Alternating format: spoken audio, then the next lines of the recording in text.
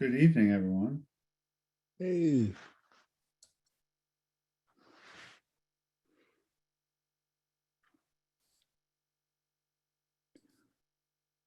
Tell them I'm there too.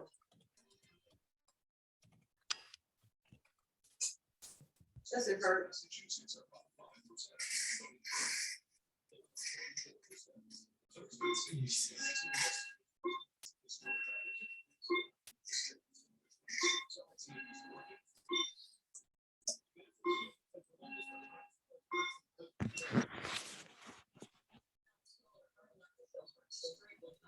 can you hear me? I can hear you, Deacon. Can you hear me? I can. All We're, right. yeah, so, Deacon, did you get a haircut? yes, I did. I get 2 or 3 a year. Looks good. Well, it's yeah.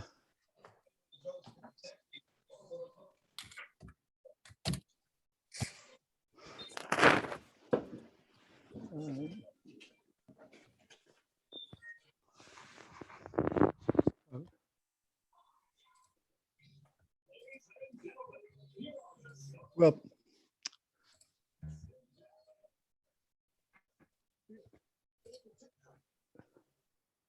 it looks like we have a quorum, but not all the members we would expect.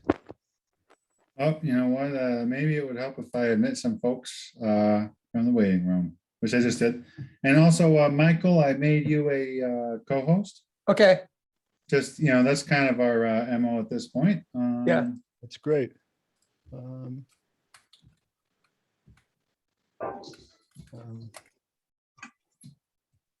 If Steve's here, you should make him one as well, because he sort of does the monitoring of who's raising their hand.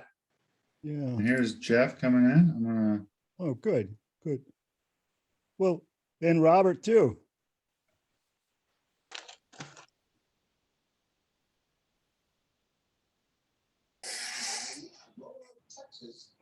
Well, look, we have a quorum. I'll call the meeting to order. I've been notified by Grace that we don't have to read the governor's announcement anymore, but we do need to note that the meeting is being recorded. So we'll do that. I'll call for public comment. So if anybody wants to talk about issues that are not on the agenda, or that person has to leave early, this is the time to speak up.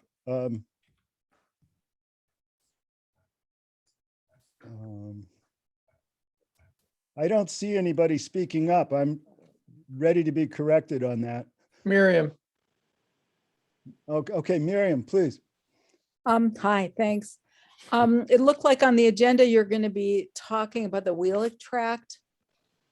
Yes. And I just wanted to make a request for you guys to consider asking the site operators, when we did the site Look, visit. Miriam, that's going to be the next topic. If that's, why don't you just say Okay. it? Okay. And we'll be right on it. Okay. So let's move to the Wheelock stuff. I see that Timothy Garcia is here. I am. How's it going? It's going great. I don't know if we want Jeff or Timothy to start. I'm happy either way.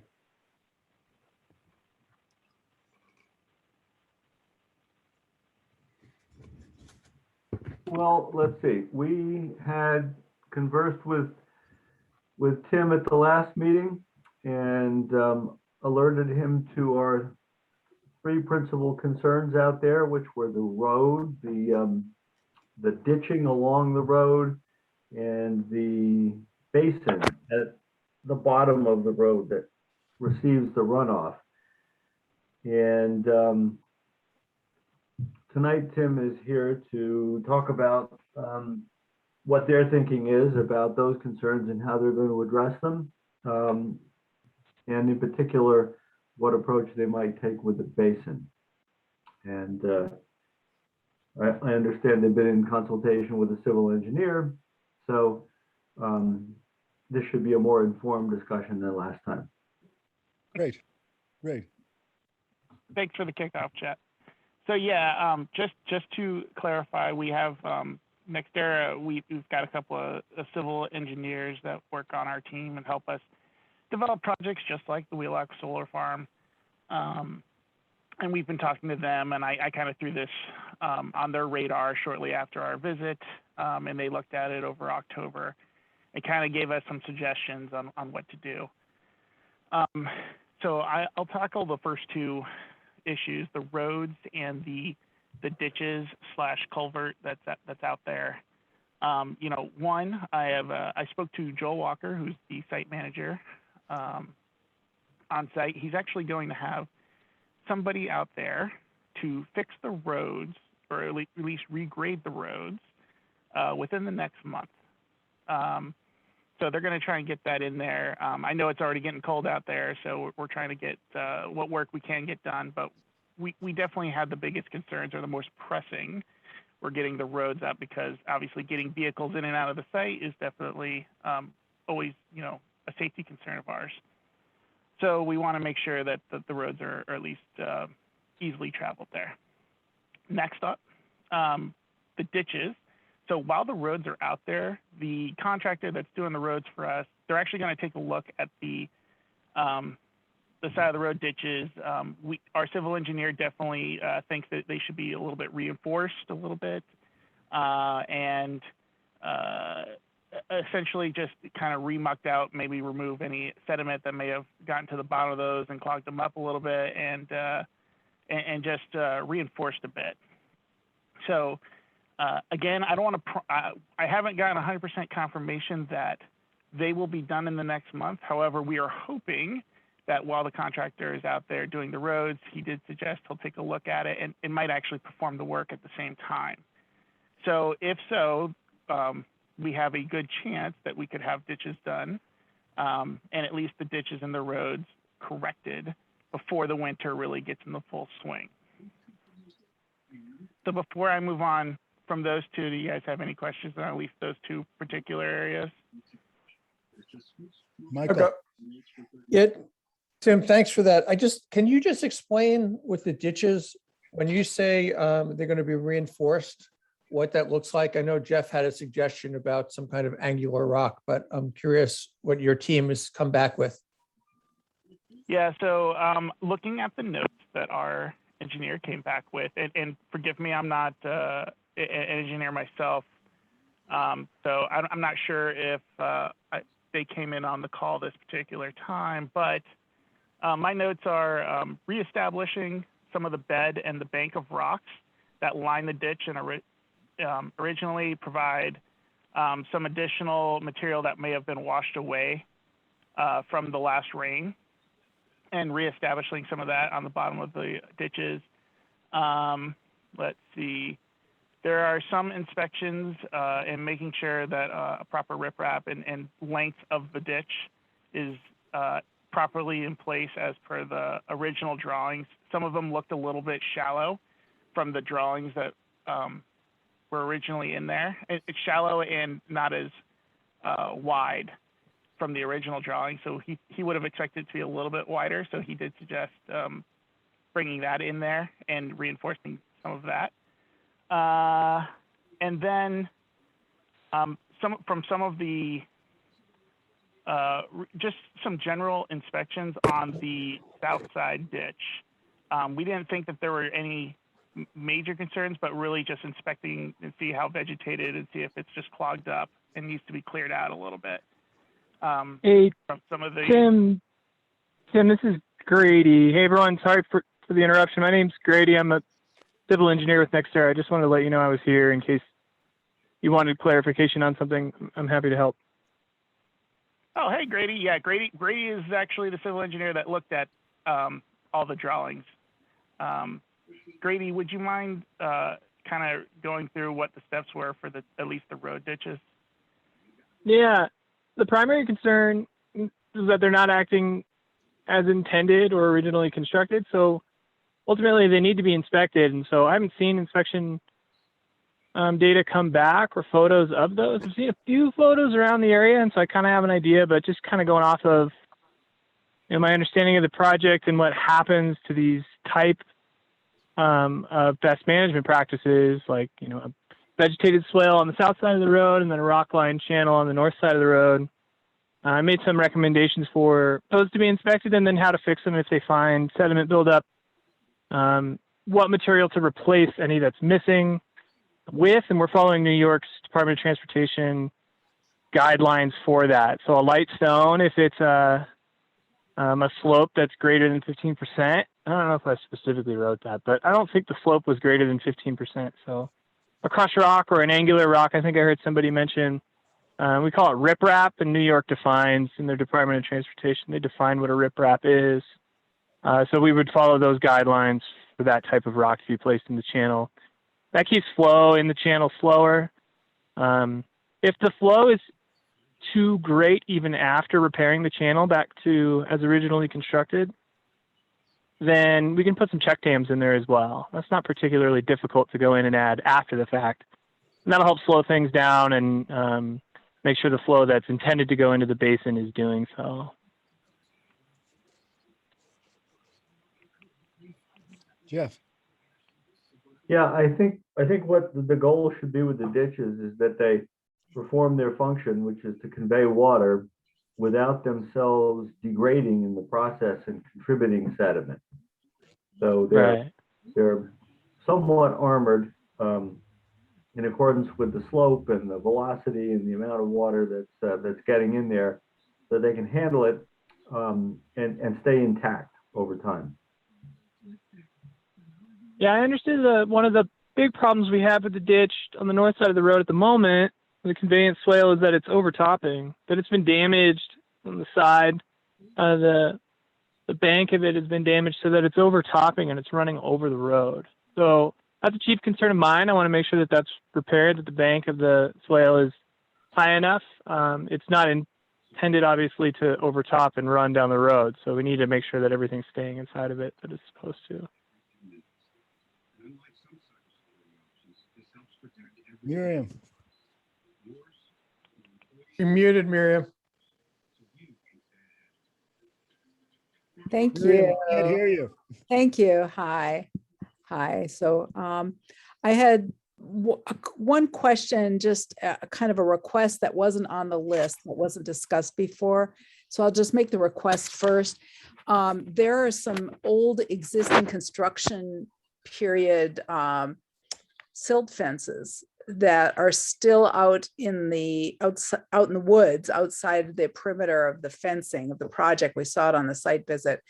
And those should have been removed after construction and after the site was stabilized. That's what the construction plan showed. They're really not serving any function right now that I can see. And what they do is create a barrier to wildlife.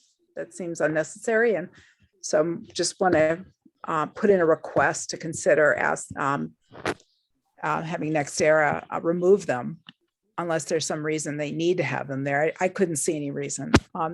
The other question I had was, are they planning on doing anything with the way the water gets discharged at the bottom of the driveway at the junction with Pratt Corner Road? Because there tends to be a lot of erosion down there. There's a lot of sediment that's pooling down there on a pretty chronic basis.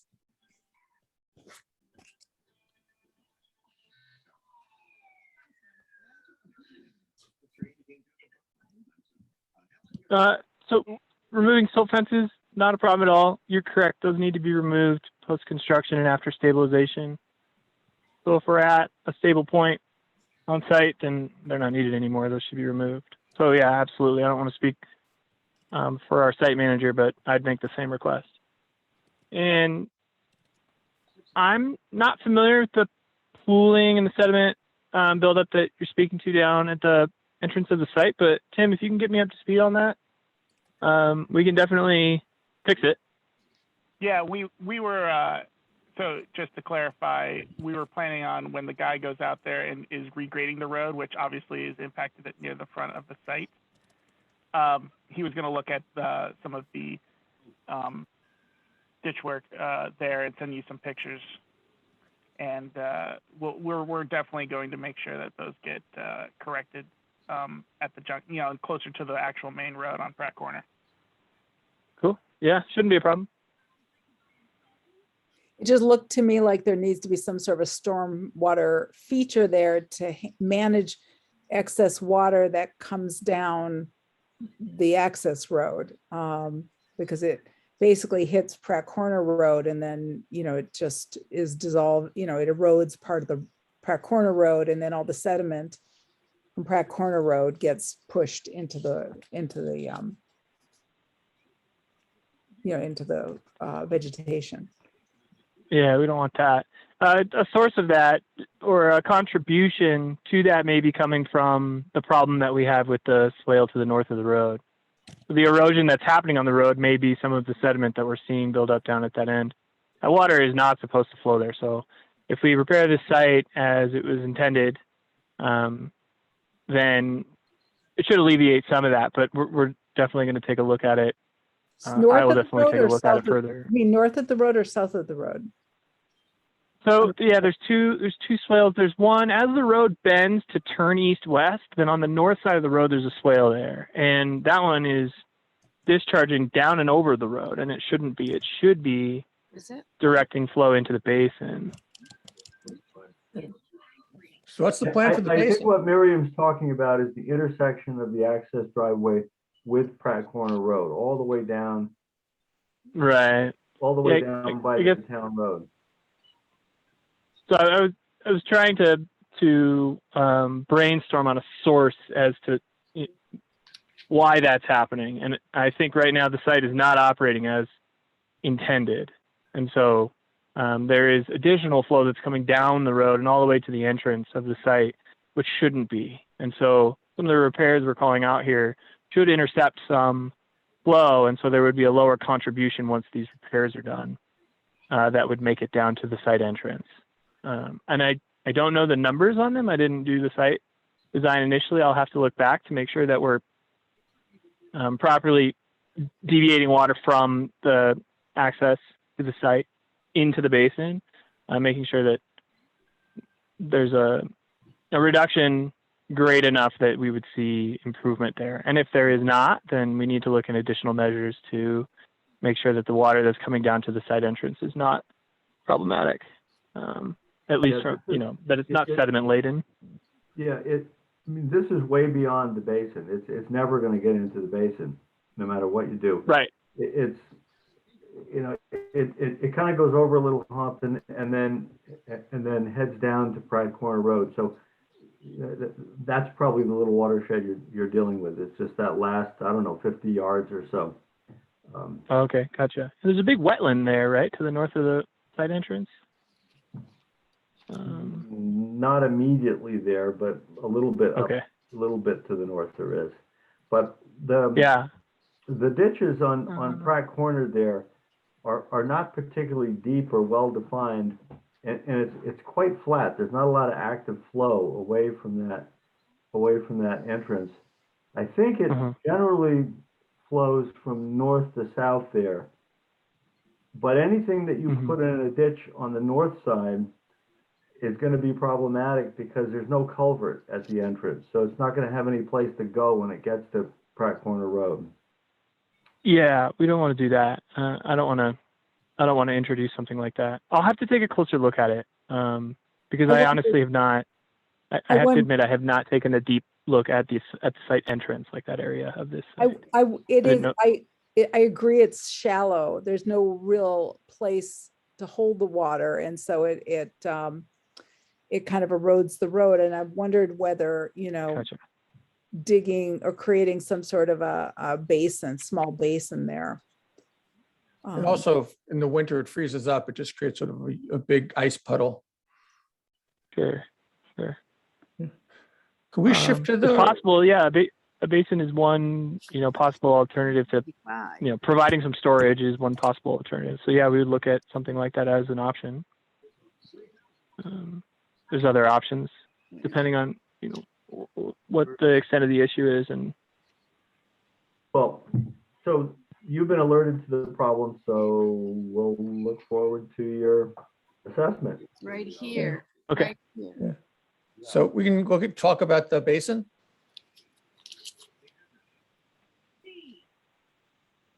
Great, you want me to kick it off and then you go from there?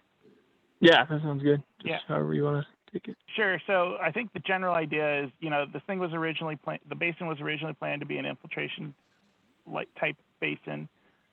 We think that there is a good deal of sediment that's probably built up over there, particularly from construction. We do plan on at least mucking that out and seeing how it operates from there. Now, if that, the water still tends to build up even after getting rid of the sediment at the bottom and taking a look at like the vegetation that's established there and see if we can't reestablish a little bit of vegetation at the bottom of the basin, assuming the water eventually goes away. Our backup plan would be to regularly keep this thing, mucked out, or possibly establish a small skimmer on the site that would take care of the water outflow from the basin and make sure it doesn't, overflow and build up. That would keep the water level pretty low and get rid of the water out of that basin. Yeah. And the skimmer is more of a backup plan, assuming that the infiltration side of things never really pans out, or the soil just doesn't really come out from the mucking that we do. Yeah. This is really common with basins like this. So we install these basins during construction. We've done some considerable land disturbance, ripped up some grass throughout the array area, or the grass we were planting isn't yet established. And so sediment-laden waters enter the basin. No, that's the additional stuff that goes with that appraisal. And then, in a sense, the basin clogs. So you have sediment that's lined at the bottom of it, and it no longer works as intended as an infiltration basin. So the goal is going to be to clean it out and hit reset and get some vegetation established in the lower portion of the basin, and then hopefully it works as intended, which is as an infiltration basin. So the water would exit out the bottom of it through the soil and make its way downhill. And if that's not working, then we could use something like a surface skimmer, a fair cloth skimmer, or something similar. And we don't need to put in a big box skimmer structure. You can do it with a pretty simple device that's made of essentially PVC and a screen and a flexible connection. And we've used them a lot in the past, and they work pretty well. And you just size the opening so that you don't discharge too much at a time, and you have a controlled flow rate coming out of your basin, and it's quite low. It takes a week for it to drain. This doesn't happen overnight. We're not introducing a fire hose, so to speak. It's something quite small in comparison. And like Tim said, that's a backup plan. If it's not working as intended as an infiltration basin, then that's one such alternative we can look to. So is the skimmer like a siphon? Yeah, pretty much. I mean, it's gravity fed, so you don't have to establish a full flow through it in order for it to work. It's basically a square.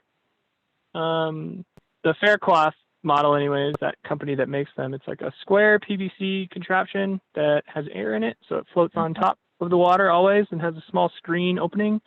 And you size the pipe, basically the PVC, in accordance with your flow rate. So if you use a 2-inch pipe, you only drain, at 150 CFS or something like that. Sorry, 150 cubic feet per day, more like. And then if you go 3-inch, it goes a little bit faster. But yeah, it essentially is a siphon, but it doesn't go up and over the berm.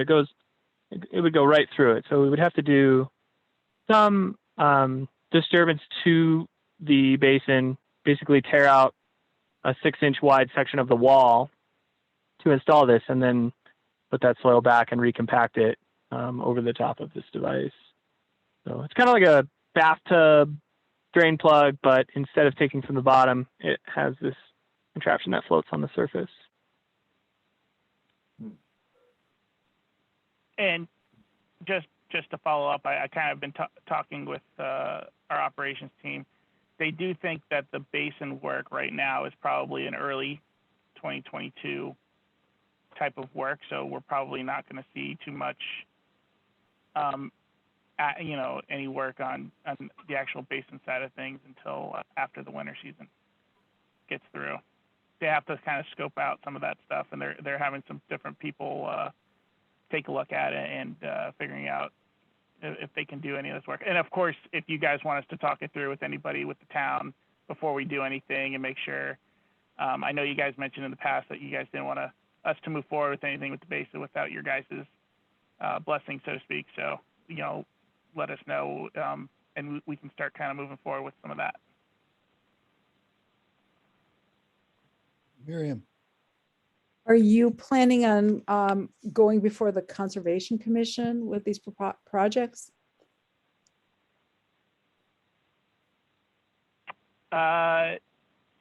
We were not planning on that, no. We first- were just kind of, go ahead.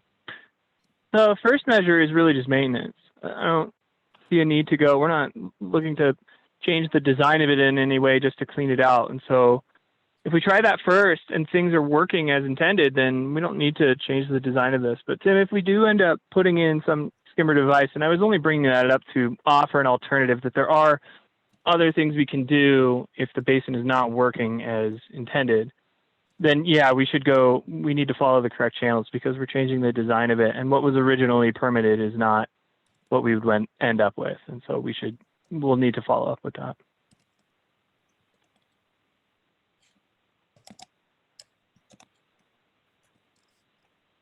I don't know if that's only the Conservation Committee or if that's also, seeking a whole new building permit and then just, and then following the right path associated with that.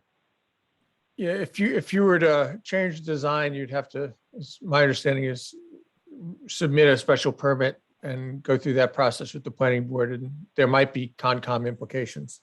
But I think we can get to that bridge when we, if we need to cross it. Yeah, we definitely have measures we can do now that are within the current design, just maintenance.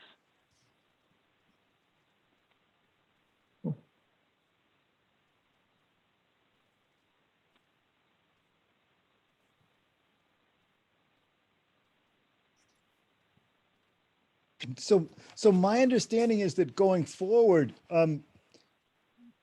you're gonna do some stuff and then get back to us, right? Well, we, assuming you guys are okay with the current plan, so pretty much it would be, really three things. We're going to get somebody out there, regrade the roads really soon. They're also going to look at the ditches and hopefully do some of the ditch work. And we'll definitely get some pictures to make sure we get the front of the project, the entranceway. We'll take another look at that and make sure we get that corrected. So that we'll definitely do within the next couple months, next month, I want to say, but give or take any scheduling concerns or the weather permitting, it'll be done early, late fall, early winter timeframe. Assuming there are no issues with us just doing the mucking out of the basin itself as it's currently designed, not installing anything new, that is likely an early 2022 item. So probably shortly after, the team can get out there and get some work done. If you guys have no issue with that, we can definitely move forward and get some folks out there and see when the work can actually get performed out there. But that is likely an early Q1 work for the site team to get up and get completed. Deacon, is it worth just taking a quick vote on that scenario, or you think it's not necessary? I'm not entirely sure. I mean, it just seems to me that I'm not sure. I guess it seems like if we were to vote on the activities that are not changing the design, so what Tim just outlined in terms of the ditches, the road, and the mucking out, that would give them the ability to know that we've vetted and approved that, but nothing more than that.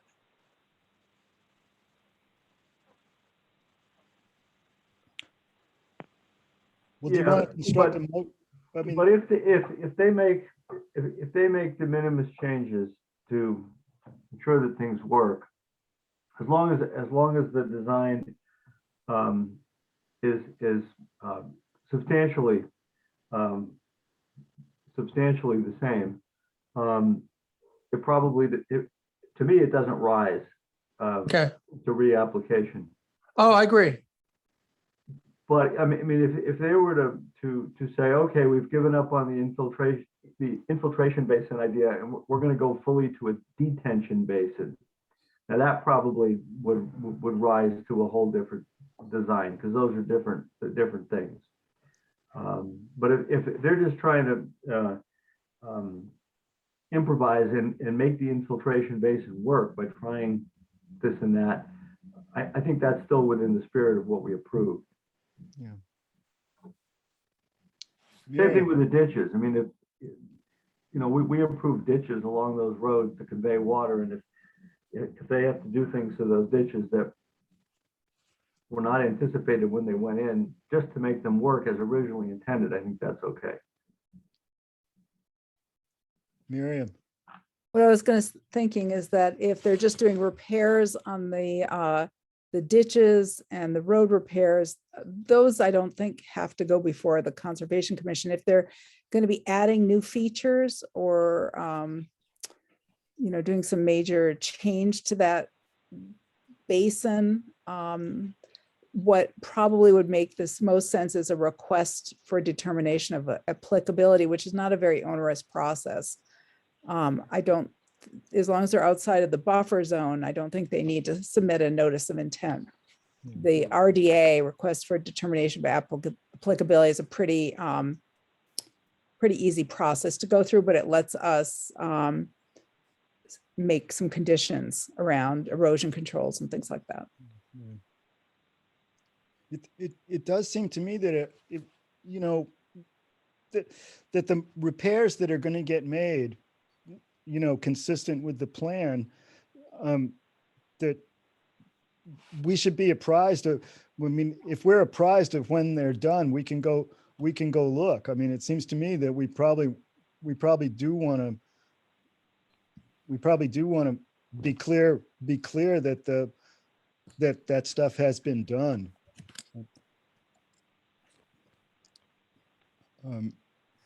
So, I mean, if yes, please. I was going to say, and if you want to go out, if you want to wait until we get, let's say, if you want us to wait until we get like the basin done, I can send an email out to the board, and we can start our planning of, another site tour and go from there. You guys can take another look at what's out there and see how, and the roads, by that time, the roads and the ditches will have gone through at least the winter months. I mean, so there would be a little bit of wear on them, and just see how they've been holding up.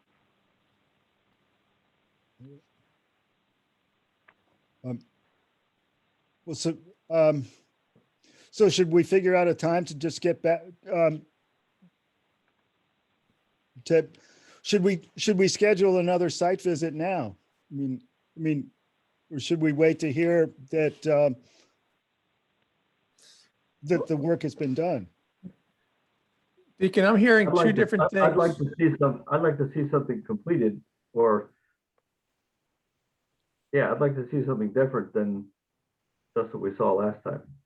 Yeah, right. Like roads and ditches. I'd actually like to be out there when they're dealing with the basin, but I guess that's not going to be till spring. But after the roads and ditches have been worked on, I think that would be a good time to go out and inspect those. Right. Yes. So it seems like there's two components. One is, Tim, if you can notify us when the work's complete, on the roads and the ditches, and then we can plan a site visit. And then subsequent to that, if you can notify us when you've taken the first pass to trying to figure out the basin and have dealt with that, to your satisfaction, we can do another site visit. So it's sort of informing us and then planning a site visit for both phases. Does that Okay. sound? Yeah, that sounds great, Mike. Sorry, I didn't mean to cut you off. That's fine. You can't. No, we'll just work through this. Well, and I think Jeff said continue to be the conduit for communication. Is that I'm okay with you, if Jeff? Jeff doesn't mind talking to me. No, we talk, you know, it's fun. We talk about the weather and how different it is. So let's try to wrap this up. We have a lot of stuff to get through. So should we just leave it that Next Era will be in touch with Jeff and we'll have a site visit when the work is over? Yeah, I'll definitely touch base with Jeff on both fronts, roads and ditches and the basin. I'll touch base with them. Great. Great. Thank you. Yeah. Thank you for being responsive. Thank you very much. This is good. No problem. Take care, everybody. So let's move on to associate membership. Jake got his name on the agenda. Ashley Pycroft did not because it was too late to change the agenda to include her name too. But I'd like to welcome both Ashley and Jake to the meeting. I'm not sure how to pronounce Jake's last name. It's Messier, like the hockey player. Messier. Okay. I didn't know if it was going to be anglicized or not. Great. So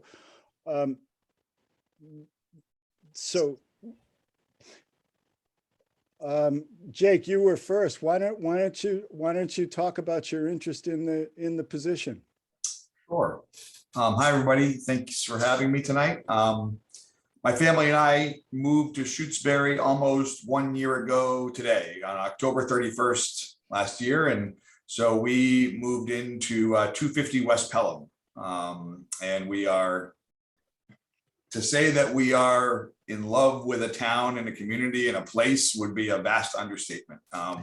We moved from Worcester, which we loved. We loved our house in Worcester, but during the pandemic, I lived there. I grew up in Central Mass and grew up there. And during the pandemic, we realized there were 16 houses that had sightlines into our backyard, and we didn't want that anymore. So we looked for something different, and we found Shutesbury, and we have fallen in love. I'm a professional. I own and founded a marketing communications agency. And we are the only marketing agency that caters to nonprofits in Massachusetts and New England. So we are a nonprofit and arts organization. So we work with dozens of nonprofits, including WGBH and Boston Conservatory and local here. We work with the Pioneer Valley Symphony Orchestra. I have 9 employees and a master's degree in business and a undergraduate in sociology from the University of Maryland. And I've served on various boards and committees. I was the chairman of the Trust Fund Commission in Worcester, the $10 million trust fund, and several other municipal boards, as well as several nonprofit boards. And we wanted to take this time to be here for this first year in Shutesbury to sort of get our feet on the ground, meet some neighbors, understand the lay of the land. And then now that I've been here for a year, I thought it was time to get involved with the town. And when I saw the email come across about the planning board, I was like, well, I think I can do most of those things. And so I don't have a construction or an engineering background, but I have a process and a solid understanding of sort of how the world works. And so I thought I'd throw my hat in the ring. Okay. Ashley, do you want to talk about your interest in the planning board? Sure. Hi, I'm Ashley Pycroft. I've been in Shutesbury for almost 20 years and I live on Baker Road. It seems like a lot of us live sort of in this triangle, the Baker West Pelham triangle. So I'm a high school teacher and a mom, busy lady for sure. I became aware of the work of the planning board just because I am an abutter to some Coles land that was being considered, as you all know, for one of the solar developments. And so I quickly became aware of the work that you all do.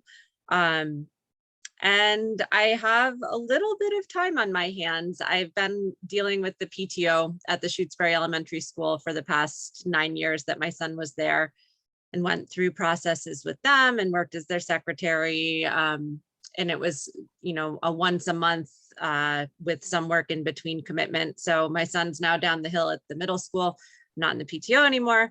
And I understand that you need some help, that you need associates on the planning board. So that's where my interest is. I definitely do not have engineering background, just listening to the conversation between you and New Era, I learned some things. So that piece makes me a little uneasy, but I'm a quick learner. I think that I could figure out what's going on and hopefully be a good asset. I definitely have a lot of experience dealing with the public, just being a public high school teacher for almost 20 years in all sorts of situations. And I've really kept abreast of a lot of the work that has gone in from developers and also from the planning board and from the select board and just attending town meeting over the past couple of years. So I'm aware of what's going on now, but I'm definitely learning a lot by attending meetings about what the planning board does. So there it is. Thought I'd give it a try. Thank you. Thank you. So maybe the planning board members would like to ask some questions of either.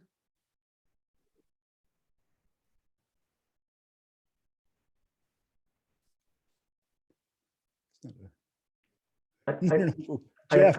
I guess I'll ask a question of both.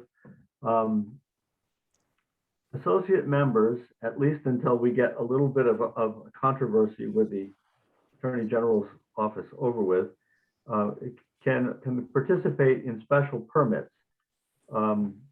Special permit requires a supermajority vote. 5 out of 7 of our members, which is sometimes hard to get. So if one member is sick or they're recused for one reason or another, then we drop in 1 or 2 associates.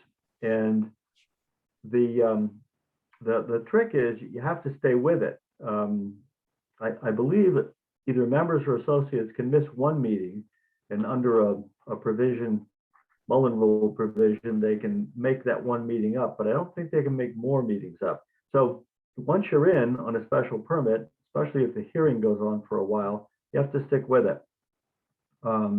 And in some cases, I remember on Wheelock, we were meeting a couple times a month. It was very intense. So For years. yeah. Don't scare them, Deacon. I'm just adding to Jeff's point. I mean, as the truant officer here, it's really difficult. So if you're in on a special permit, we're counting on you to stay in for the duration of it. I mean, some of them will go very fast, but there are some ones that drag on. So it is definitely a commitment, and once you're in, we hope you stay in for the duration, because if you drop out, then we're in a fix again. So just wanted both of you to affirm that you understand that and are prepared to make that commitment in the event that you are called upon to serve. Yes, absolutely. I've served on multiple boards and then gone into special committees as well that met much more than the regular board did. So happy to serve in whatever capacity you need. One question I have, Jake, is do you know whether or not you were a legal abutter to any of the proposed sites? Oh, I have no idea. I don't know. I don't think so. It might be the Pratt Corner East, the one where closest to Wheelock, because I don't know how far down 250, where's 250 come out? I'm right next to Leonard Road. Maybe not then. The which side, of the road? On the Leonard side, on the Leonard Road side. Okay.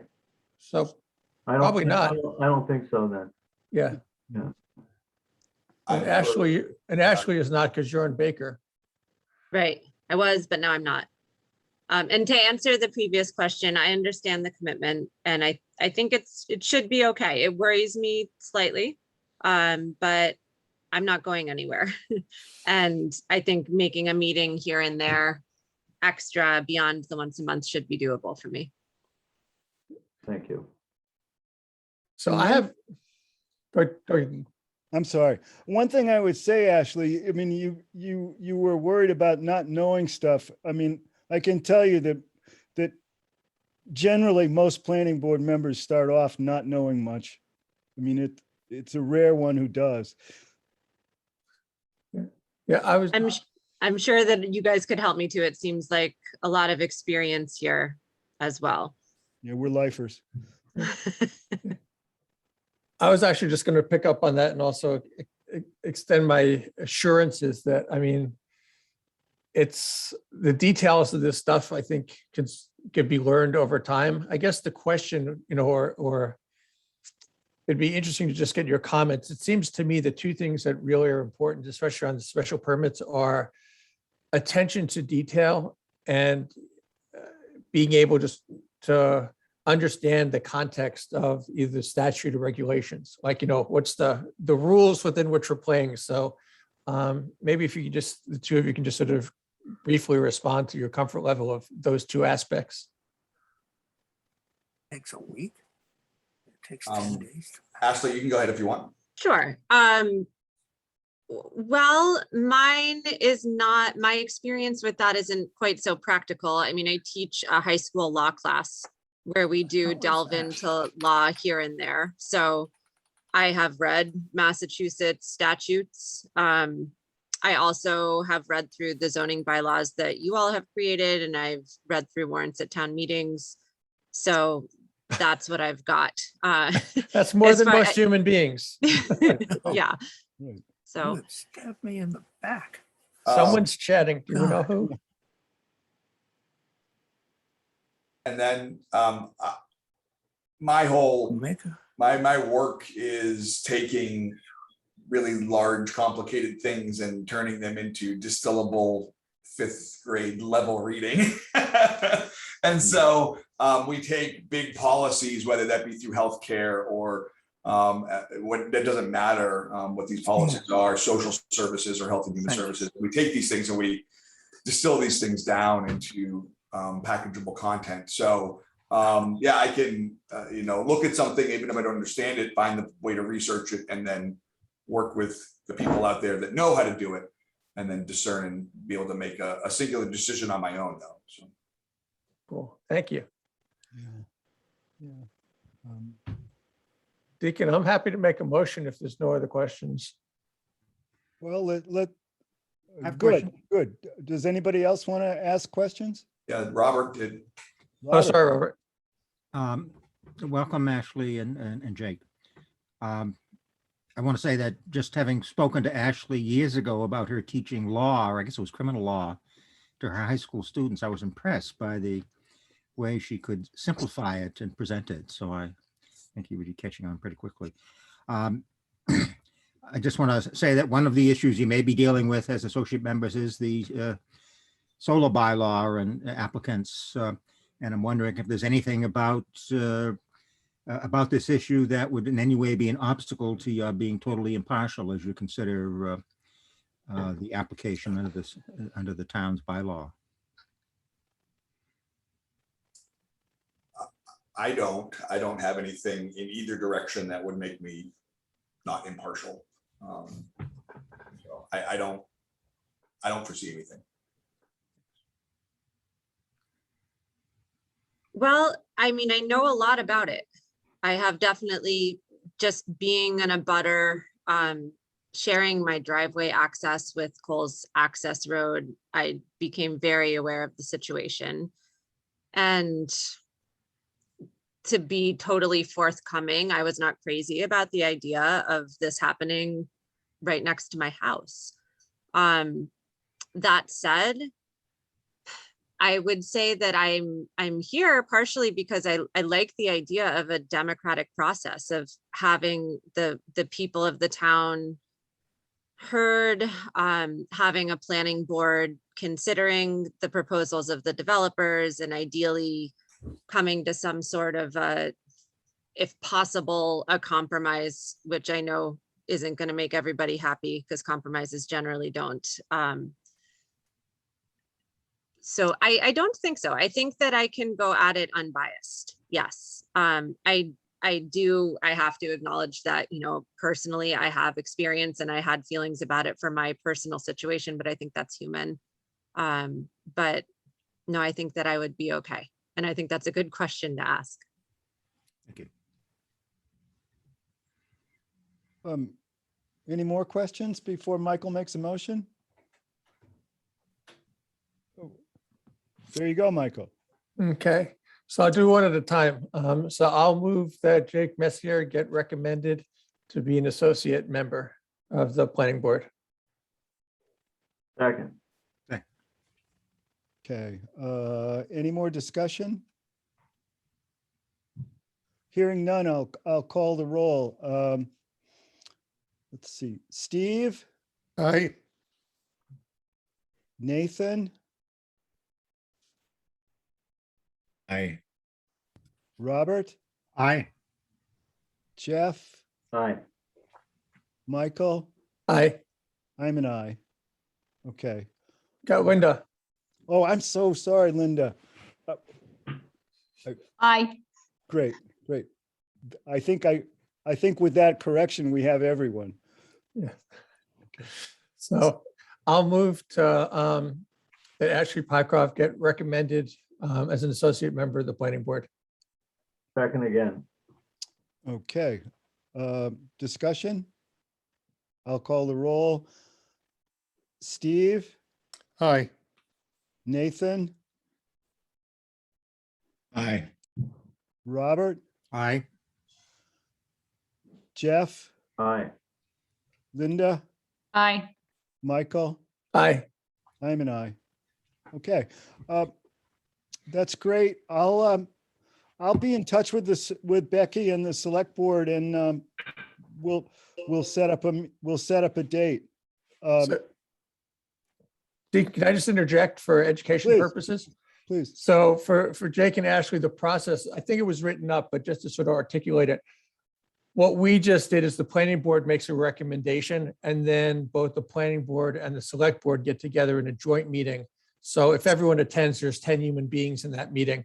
And the 10 human beings or whoever's in there, it's a majority of the people in that meeting, then vote to make the official appointment. So you're sort of halfway there. And then we just have to, as you said, schedule another meeting for that joint meeting.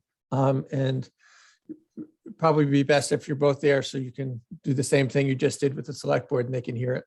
Yeah. So I'll be in touch with Becky and the select board, and the meeting will get set up, and I'll let people know when it is. I mean, I'm assuming it'll be on a Tuesday when the select board normally meets. And it'll be a quick affair. I want to thank you both for stepping up. It's Thank you. greatly needed and greatly appreciated. Yeah, For having us. Thank you. thank you. Thank Yeah. you. So let's move on to a review of our site visit at Lake Wyola with the ZBA. Deacon, can I interject briefly? Please. I'm just curious, because Nathan's taking minutes, correct? Sadly. So Nathan, do you need to know?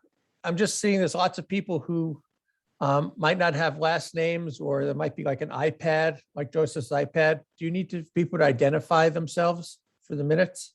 You know, I do the best I can to record guests. I don't think that it's, you know, I mean, as far as the open meeting law goes, I don't think an accurate recording of all the members of the public that attend a meeting is part of the minutes. Okay. I think that's a practice that's been established, and I would say that it would be more important to include the names of people that actually are on the agenda and address the board, but not necessarily everyone that's just attending the Zoom meeting. But Okay. I appreciate you looking out, Michael. Okay, I got your back. Yeah, and I am taking the minutes, and that's why I'm muted and just kind of clacking away on the keyboard here. Okay. But let me just say, Michael, it's a good question, because when we, long ago, when we used to meet in person, we did have everyone sign a sign-in sheet. And I guess it's at the board's discretion whether to continue that or not. I don't know how other board members feel. That's an interesting comment, Steve. Yeah, it predates your time. Nathan, I'm not sure, did you ever attend an in-person meeting? Or was it, Well, were we no, already into the pandemic?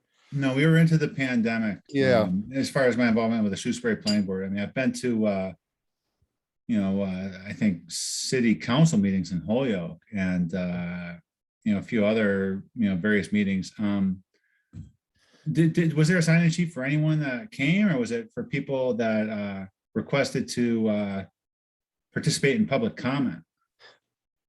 Well, I can only speak from my memory, and I'll ask other planning board members to speak, but I'm remembering that when we would take minutes or have minutes taken, there would be a list of those people who attended the planning board meeting.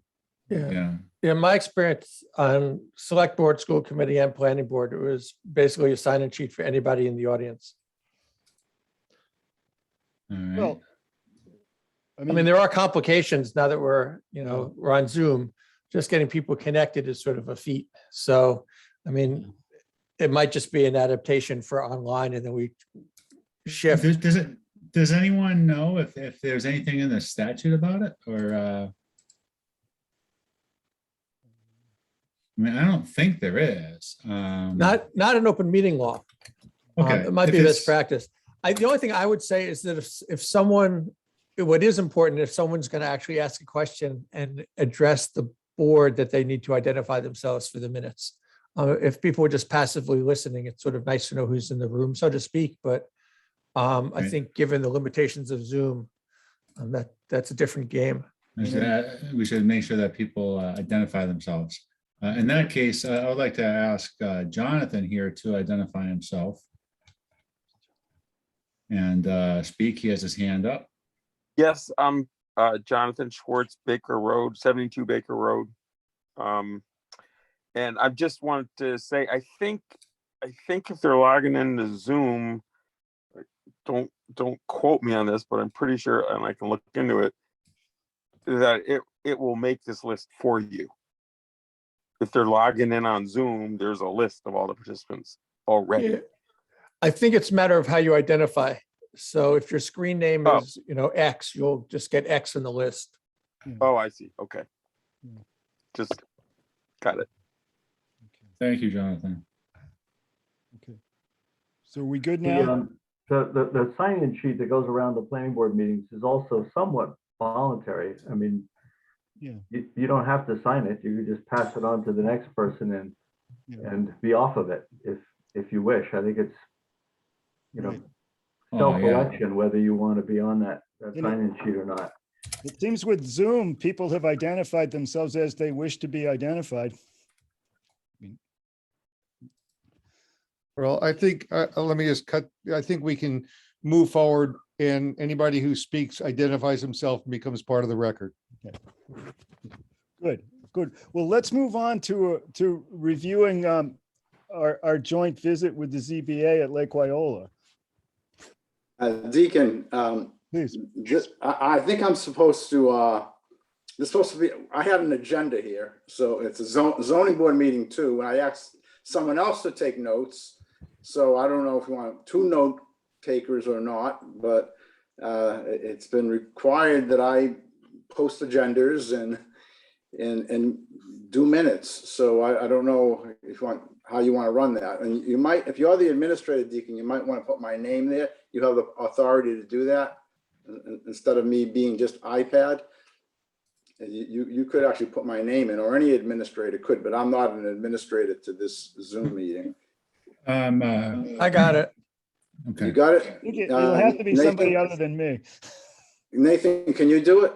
I got you already, Chuck. Done. All right. Okay. Yeah, it's a capital M, by the way, but it's okay. No I problem. made it all lowercase, but I'll change it. Yeah. I- Okay. I- Oh, I know what Michael that's Becerra, about. Michael Becerra. You should know better, Michael Becerra. I was gonna say. So, and the other thing, Deacon, if you could just pay me the courtesy to do just some, just to approve a couple of minutes for past meetings, because the town clerk thinks that I better do that right away, if that's all right with you. And that's assuming that Jeff Lacy and Herb Gilmore read the minutes that I sent out today. If you didn't do it, then No, okay, then No. we'll table them. We'll table them again then. You do have to call yourselves to order though, Chuck. I was just thinking the same thing. Yeah, so let me do that. Okay, so the first item on my agenda, on the ZBA agenda, is to read the governor's COVID-19 mandate, and told by the town clerk that the mandate does no longer exists.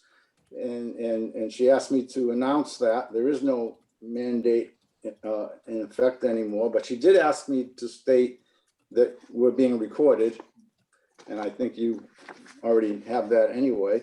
So I'll skip the next 2 items on the agenda. It was approval of minutes of September the 7th and approval of minutes of October 18th of 2021. And then the only other agenda item is the same agenda item as yours, Deacon. I have it as a meeting with the town of Shutesbury Planning Board to discuss findings as a result of our site inspections on November the 6th, 2021 at 1 p.m. at Lake Wyola, and further discussions to see if consensus can be reached for suggested zoning bylaw amendments in 2022.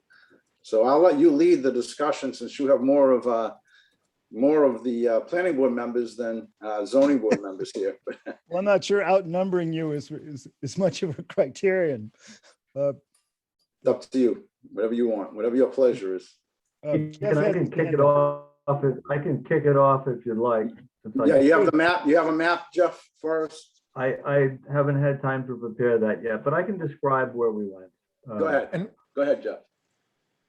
Okay, for those who went on the trip, and I know Michael DiChiara did it today, based on some notes that I gave him of what the itinerary was. The trip started at the southwest end of South Laurel Drive, way down at the southwestern portion of the lake, and it went all the way around the lake, ending up at 32 Lake Drive on the other side. So we kind of went around the horseshoe, and the general theme was less complicated, easier cases for the zoning board. Most of these were cases that the zoning board has already done, that they've done while I've been on the ZBA. The easier ones where houses were proposed to be reconstructed, elevated, expanded, whatever, on the shoreline, and how those cases went with respect to testimony, effects on neighbors, and our ability to, in some cases, reach a compromise and get the project going to people's satisfaction. So that was kind of our tour, and we looked at I think 5 ZBA cases and then a couple of general views of the lake. We did not deliberate. I just described what it was we were looking at and some of the details of the ZBA case that's in the public record. But we didn't bat around what our impressions were or argue or anything else. So that was the tour. And it was focused on reconstruction, extension,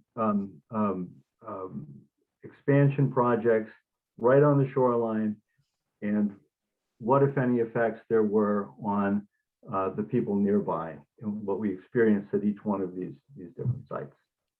And I can offer, if we want to share photos, I can put them up there if that's helpful at some point.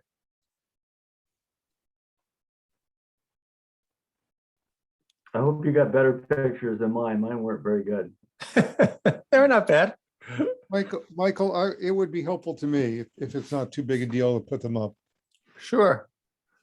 Give me half a second here. Let's see. I'm just going to share them and then we can cruise through them. Okay. Can you guys see that? Not yet. Not yet. There we go. Yeah. Okay. So that's the end of the tour there.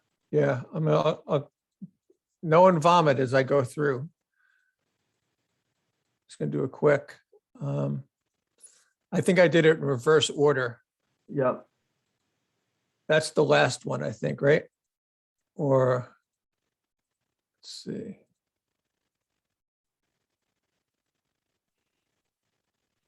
That's the last one.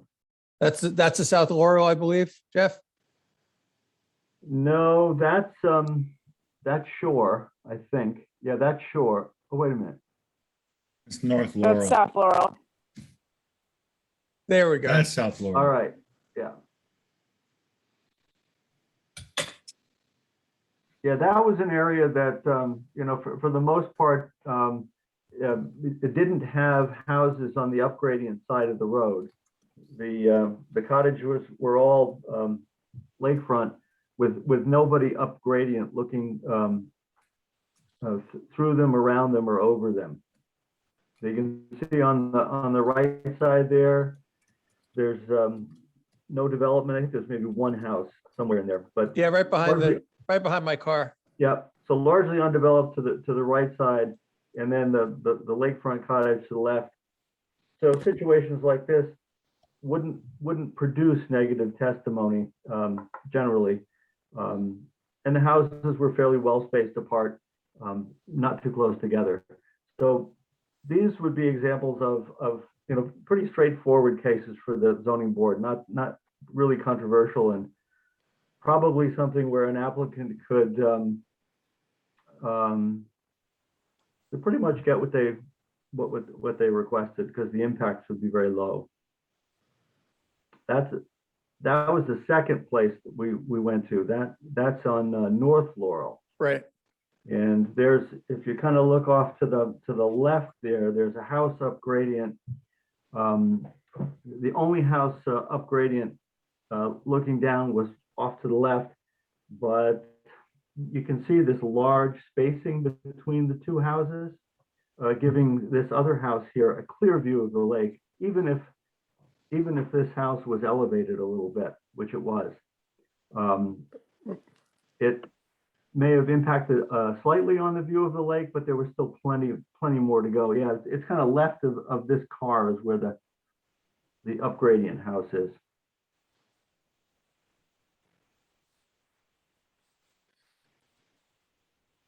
This is just sort of across the lake while I was there. If that's helpful. I'll get to, this is the next one, I believe. Yep. Okay, I hold at that one. This is Shore, and let's see. Can people see my cursor or no? No. No, I can see my cursor, but that's it. So on I see it, Jeff. I see it. You see it. It's Okay. not Lake Drive? No, that's Sure. this is Shore. Shore on the other side, on the east side of the lake. And the house on the left with the dormers is the one that was raised up, reconstructed, raised up. And I believe the house across the way on the right side, you can see with the deck, they were the folks that gave negative testimony about this one. So there was an upgradient house on the other side. I can't remember whether the ZBA constrained this one a little bit. I think we did a little something to it, some kind of compromise. Yeah, there was a compromise reached, probably probably a foot, no more than a foot and a half less than they wanted. I will say though, Jeff, that house that weighed in somewhat in opposition, I think it's very important to note that house, when they look straight out, have a complete view of the lake. You can't see it in the photograph that you have here because of the angle, but if you are on that deck or anywhere on that property and you look straight out, you have a complete view of the lake. And I think that's important to know. So, well, yeah, the important difference here is that the houses to either side, it's not evident in this picture here, but there's quite a bit of distance. You can see on the left here, how much side yard there is, which affords the upgradient person quite a view of the lake in between the houses. Right. And that's pretty significant. I mean, this was a slight impairment of the view of the lake, but still there was a lot more there for those folks. So these folks got pretty much what they asked for with a small compromise.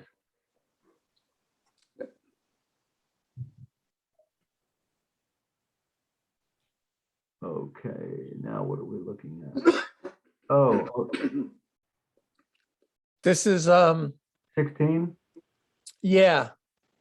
Can you go back to 12? I think that was the next one.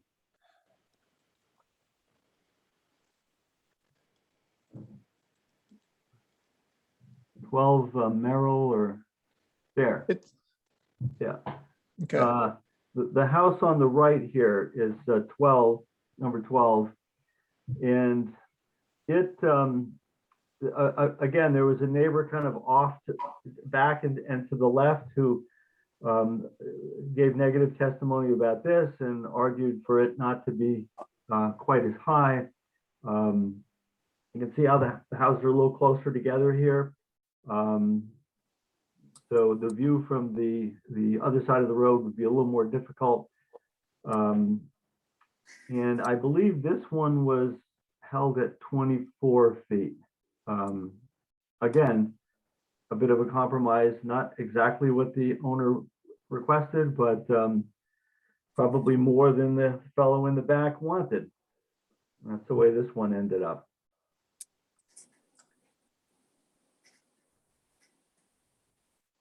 Now, Michael, do you have 16? Oh, there it is. Oh, no. This is the first one, right? That's the last one. Yeah. Okay. Hold on. So I think 16 is the. It's blue. You had it. Yeah, that one. Nope. Keep going there. This is 14. This is 16. It's at the end of the road. Yeah. Yeah. That one's being constructed right now. And this is just a couple doors down from 12, but the public hearing was all positive testimony. There was no one in opposition to this. And if you can't see it, but if you looked across the road, sort of to the right on your screen, there really isn't a lot there. There's one house that's very low down that never really had much of a view anyway. I think one of this fellow's relatives lived in another house, and then the next house was hundreds of feet back. So there was a positive public hearing, and I believe this one was allowed to go up to 26. Shower. Oh. Okay. Should I go to the last one? Yeah.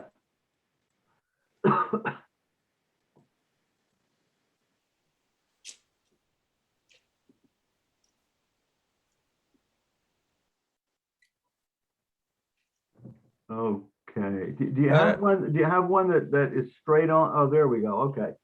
So this is 32 Lake on the western side. And this one was controversial. There were 3 or 4 people who testified in opposition. There were some who testified in favor, but it was more opposition than the ZBA was used to. The houses on either side, the original house here was higher than its neighbors on either side, which are quite low. And the setbacks are pretty scant between the houses, so they're pretty tight together.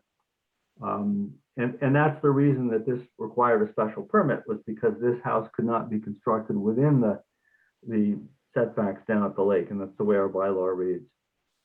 So I believe this one went up to 26, and it was approved by the zoning board, but not without considerable debate, discussion, and a bit of rancor. So if any of these is sort of why we're talking about this tonight, it would be this one, I guess.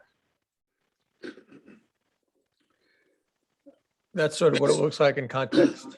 I do want to note on this one, the strongest opposition against this, that was a significant, strong opposition, was uphill, across the street, uphill, at a diagonal. And it's very important to understand, just like the other case, that when that person looked straight out because of easements, he had a clear view of the lake. His obstruction as a result of this house was on 180 degrees.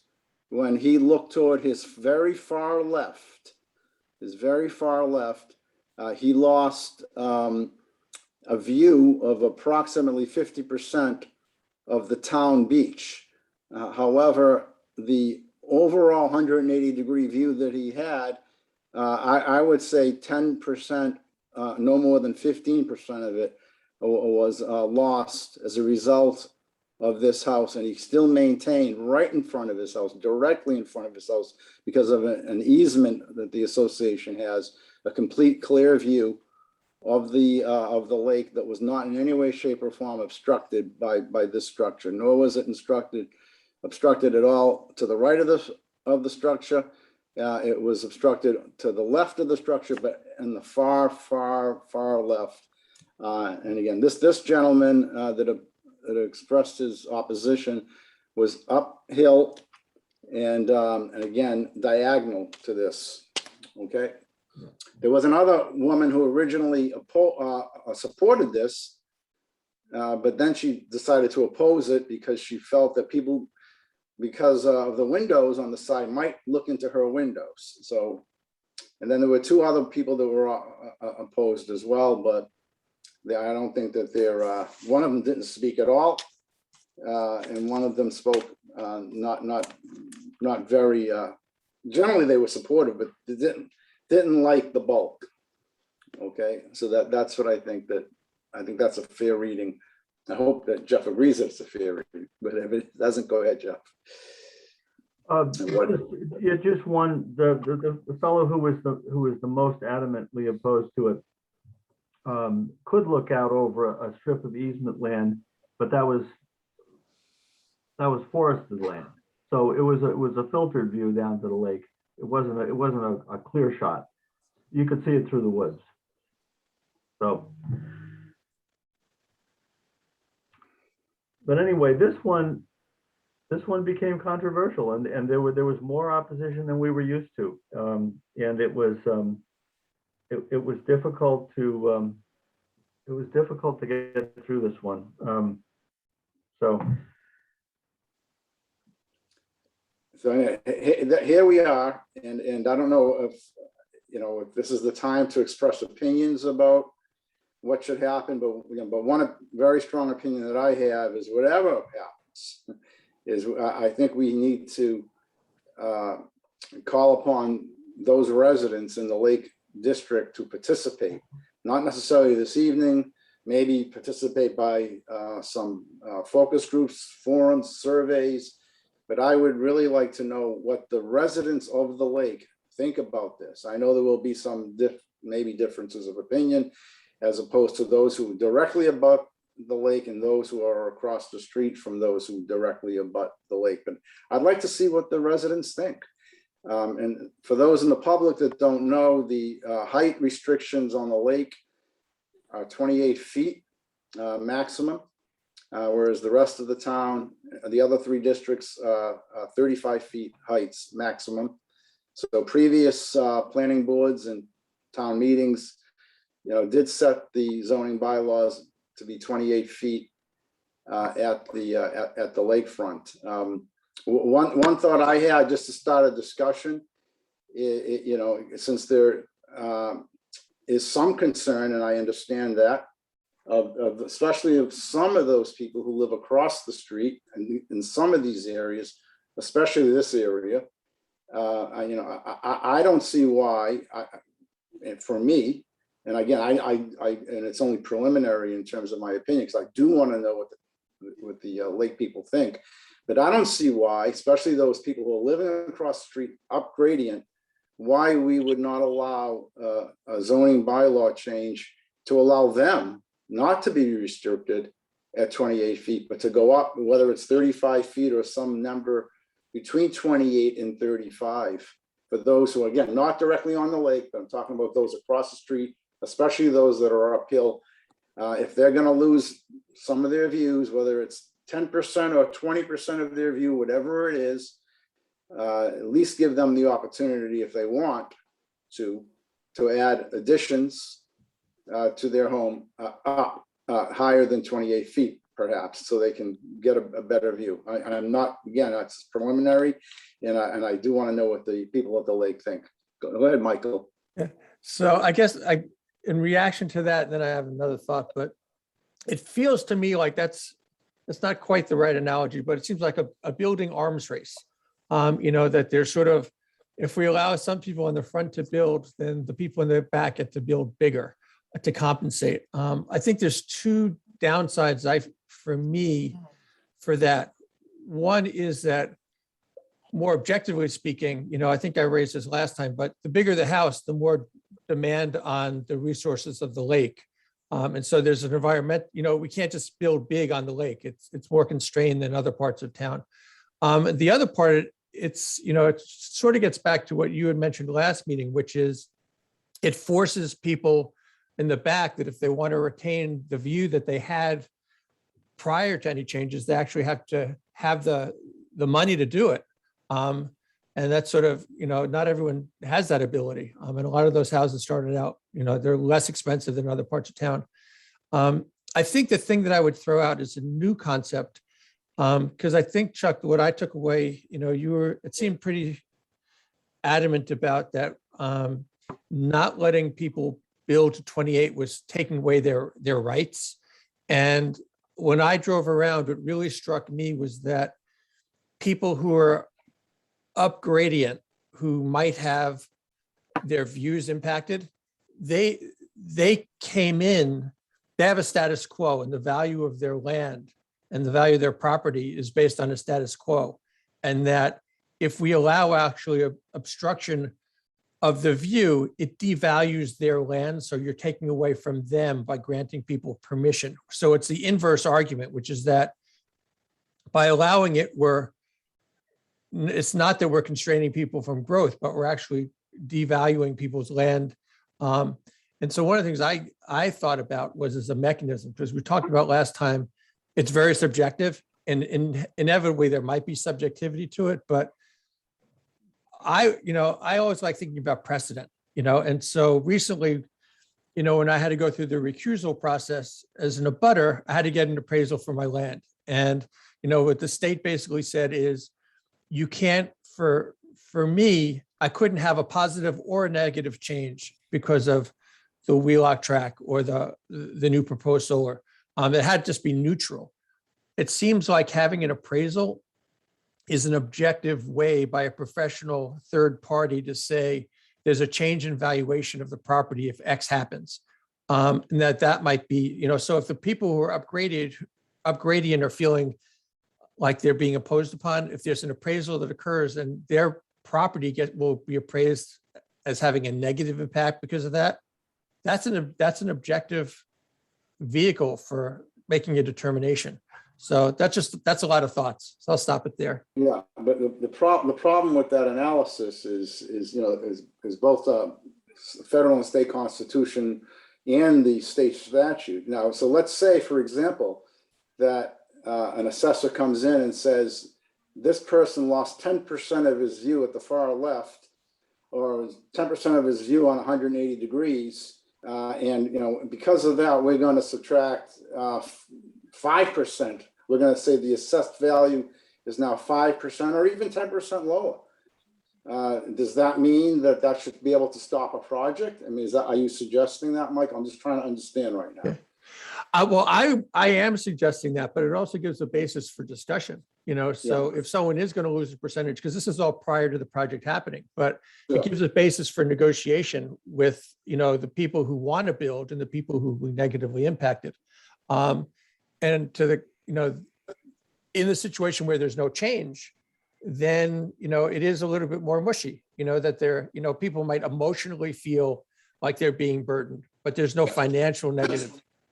One important thing to understand about this structure that was very controversial in terms of further encroaching on the nonconformity, both on the side setbacks, the front setback, and the rear setback to the lake, there were no further encroachments on any nonconformity. This person was building in the footprint, exactly in the footprint, and was going up less than allowed by at least 1.5 feet less than allowed. So I do want you to keep that in mind, just in terms of rights and a balancing of rights, both constitutional rights that's stated explicitly in some of the recent SJC cases, and the statutory rights. And there were lots of memorandums of law going around by Jim Martin, who was representing the builders. I put something together, Donna McNichol put something together.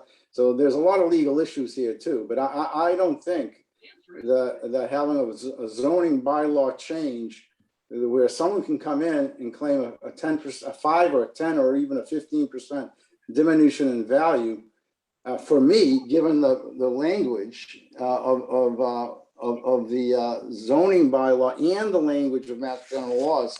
Remember, it's really important to understand what we have to do as a zoning board, and we have to do it because of what the bylaw says, and we have to do it because of what the state statute says, and frankly, we have to do it because of what the Constitution says. So, we hear basically you give special permits in these situations when there's no further encroachment on a nonconformity.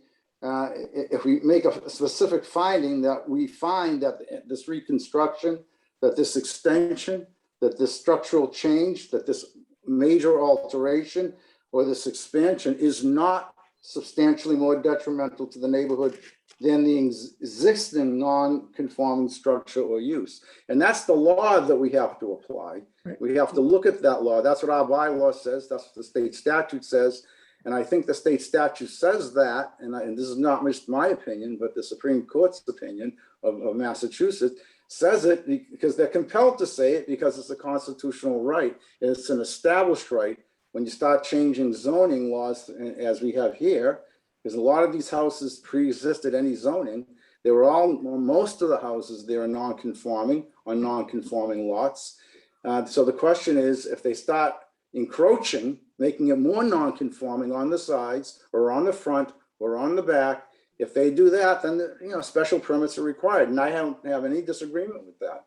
But I think the one thing I would just say, and then I'll sort of yield, is, I mean, you can make the argument of loss of rights on either side. So the people who want to build can claim that they're being denied the right to build, and the people who are being impacted with perceived negative building can say, my rights are being taken away because it's a change. And I mean, I think, Chuck, what I hear you, the other thing I would just say is, in terms of the lessening of the neighborhood, I guess what I'm suggesting with the appraisal is that one can look at the neighborhood as sort of the general area, but one can also look at the neighborhood as, if there's a house that's part of the neighborhood and they're being negatively impacted, that's a way to sort of look at it, that any one part of the neighborhood, if it's negatively impacted. Mike, go ahead. And Mike, just let me say something, because there's an SJC case on this, and it's a 2019 case. I sent it to Deacon. He probably hasn't read it yet, but he has, and he can share it with you. But this is a case where there were condominiums on both sides of the street. It was in a condominium subdivision. And across the street, the owners wanted to build up in their condominium. These houses were had no space. They were condominiums. They were stuck together. Townhouse condominiums, row houses, right? And right across the street from this guy who was complaining, right? They went up, and the SJC allowed them to go up over the objection of the guy across the street who had his view blocked. And it was, and it was clearly more blocked than this case was. And that case was not only cited by me and town council, but also the attorneys for the other side. So, I don't know. I mean, yeah, maybe if they block a view that's 100% diminution in value, 50% diminution in value, but if it's 10% diminution in value, I just you got to balance it somehow. You have to apply this. One thing that is also I know all of the ones that I approved in my 26-year career on the zoning board that I was involved in approving. I believe that every single one of them improved the community substantially in a very, very substantial way. So, I mean, I don't think losing 10% of someone's view in 180 degrees when you lose a partial view of the town beach, when you have other views right in front of you to the right, straight on, meets this criteria in any way, shape, or form. So Yeah. I'm of the view, frankly, and I want to say it, that in a case like this, when you're not increasing the nonconformity on either side, when you're not increasing the nonconformity on the lake side, when you're not increasing the nonconformity on the frontage, in my opinion, you shouldn't even have to apply for a special permit. You should get it as a matter of right. 2 houses down from this house, a bigger house was built without going through the ZBA. The person went directly to the building inspector because he had more side views there, and he gave him a building permit. And without going through the ZBA, he didn't even need a special permit. Just it was a non-conforming lot too. But so I'm of the opinion that if you're building in the footprint and you're not increasing the nonconformity in any way, shape, or form, and you're under the height restriction, you shouldn't even be before the ZBA. We had 7 or 8 hearings on this one case. And I frankly, that's what upset me more than anything else, that we had to do that. And because the rancor grew and grew, people who supported the project then started joining the fray, and it went crazy, And I don't think 7, 8, 9 hearings on one case is appropriate, frankly. Okay, Jeff and then Herb. Okay, a number of points. I looked at those cases that the attorney put out at the time, and I was not impressed with them. I was not impressed with their similarity to this set of circumstances on the ground. What happened here was the nonconformity was in failure to meet the side setbacks. It's supposed to be 15 feet on either side of a house, the side setbacks at the lake. So really 30 feet between houses. These houses were, had 7 or 8 feet of setback, something like that. So they were close together. And when you increase the height, even if you're within that footprint, you're taking that nonconformity and you're extending it up. You don't have a 1-story nonconformity, now you have a 2-story nonconformity. So to me, that just extends the nonconformity up into the air. And that's significant. And finally, I'll say that our bylaw, when it was written in 2008, modeled itself after the state statute, pretty much almost verbatim, that when the ZBA looks at these cases, in order to approve them, we need to make a finding that the proposal is not substantially more detrimental to the neighborhood than the existing nonconformity. That's the standard we need to apply. And there's a lot of room in there for opinions and argumentation and debate back and forth. But in the end, we have to make a decision. And I think that we have, if the ZBA is willing to do its job, we have the process in place to do what needs to be done down at the lake right now. Can people ask questions? For me, I would prefer, from my position, I know we have two chairs here, but let the members of the board speak their piece, then let the general public ask questions. That's how I would like to see it. Yeah, I agree with that, Chuck, and Herb's next. As I read the bylaws, the way it stands now in my reading is that if you're on the lake and you have a non-conforming lot, you cannot build any structure different than what you have already. And I think that needs to be made clear. You can't extend it on the sides. You can't extend it on any setbacks. And you can't really extend it on the height because it's written that way. So I just to make it clear, people should know that if they're going to do any reconstruction of a pre-existing non-conforming structure on a non-conforming lot, they can't change any dimensions, period. Is that what we want? I don't know, but that's the way I read it.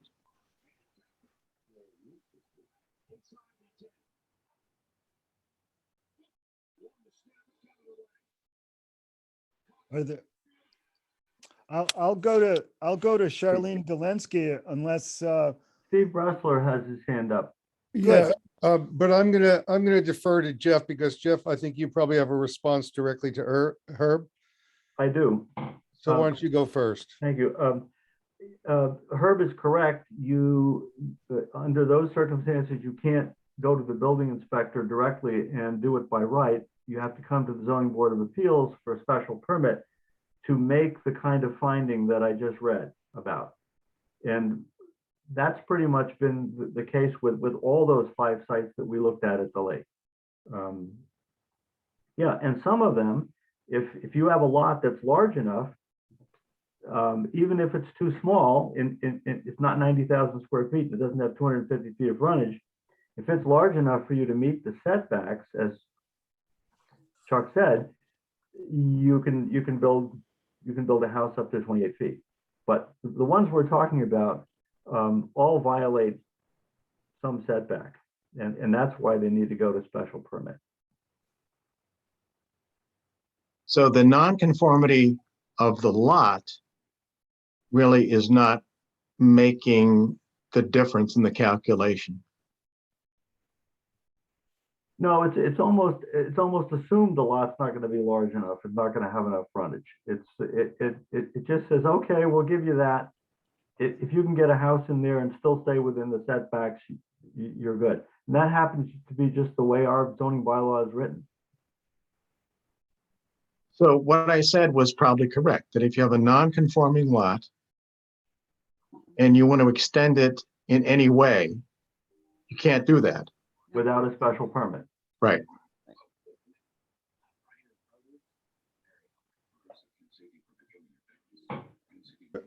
Okay, so it's my turn. I'll just say it. Okay. Please. So Jeff, you're saying the way our zoning bylaws are set up, it's working properly. The cases are coming before the ZBA for a special permit that should be coming before the ZBA. Chuck, what you're saying is that, hey guys, we may need to tweak something here to make the process more efficient. Just help humor me. Am I on the right track here? Yes. Okay. And I have no problem. What a special permit does, being required to go to the zoning board of appeals to get a special permit, flags issues. Now, and certainly if you're gonna go out on the sides and make it more non-conforming on the side, or if you're gonna make it more non-conforming on the front, or if you're gonna make it more non-conforming on the lake side, yeah, there's no question in my mind, you should be before the zoning board of appeals for a special permit. There's no dispute about that. The only dispute here is because this family did not go out an inch on the sides, did not go out an inch on the front setback, did not go out an inch on the rear side, on the lakeside setback, and only wanted to go up still 1.5 feet, almost 2 feet below the 28 feet. And he had to go through 7, 8 hearings and hire lawyers and pay a lot of money with a lot of angst. And yes, I think we need to tweak the bylaws so people like him don't have to go through that. They ought not to go through that. And I just disagree with Jeff's argument that just because he's going up, because what are the setbacks? There are side setbacks, there are rear setbacks, there are lake setbacks, and the setback up in the sky is the 28 feet. That's what it is. And if you're below that, and certainly if you're going to go 1 foot or 2 below that, and if that's what the plans are, and you're not encroaching in any other way, shape, or form, I don't think you should be going for a special permit. I just want to say a couple of things. And a couple of other cases that the SJC had, one was an SJC case, one was a Court of Appeals case.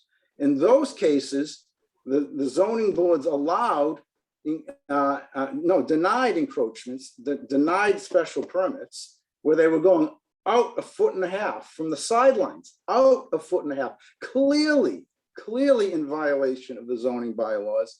But the SJC still found them arbitrary and capricious, even though it was a clear violation. And I'm not even talking about those cases where the SJC already declared them arbitrary and capricious, even though they were totally making it more non-conforming, going out on the side 1.5 feet. I'm not even talking about those cases. I'm talking about cases where there's no further encroachment, where you're in the footprint essentially, and there's no further encroachment on any of the sides, and there's no encroachment up in the air either. That's what I'm talking about. I don't think you should have to go get a special permit in those cases. And I do believe that ultimately this case was unanimous. The 3 voting members voted unanimously to approve this. And I think all 3 voting members that voted unanimously to approve this from the get-go wanted to approve it. There were things that were recusals, and there were all kinds of other things that happened, and the emotions got heightened in this case. I think it was all unnecessary. I really do. Chuck, this is Nathan. Will you cite that case, please? Sorry? Recite the case. What case is that? The case you were just talking about. You mean the condominium case, the SJC case? The case that you said where the ruling was that the decision that was made was arbitrary and capricious. Oh, well, one of them I emailed them to Deacon. I'll email the rest of them. There's so many Lombard. That was a Lombard case that I have. I have. That's the problem in this case. I probably read 20 or 30 cases, and town council probably read 20 or 30 cases. And I gave Deacon a whole bunch of them tonight, so he can share them with you. But there is definitely 2 cases that talked about going out on the side 1.5 feet, denied because of that. And the SJC said that's arbitrary and capricious. Going out 1.5 feet on the side, even though you're further encroaching on a non-conformity, they found it arbitrary and capricious and ultimately overruled a court below and the zoning board. Okay, now they're there. There's 2 of them, and I think Deacon's got 1. But I will, I'll see what I gave Deacon earlier, and if I didn't give him 1 or 2 of them, I will give them to him within the next 24 hours, and he can share that with you if he thinks it's appropriate. Okay? If you wouldn't mind, Chuck, you might be able to share that with the entire planning board using the I believe planning@shutesbury.org.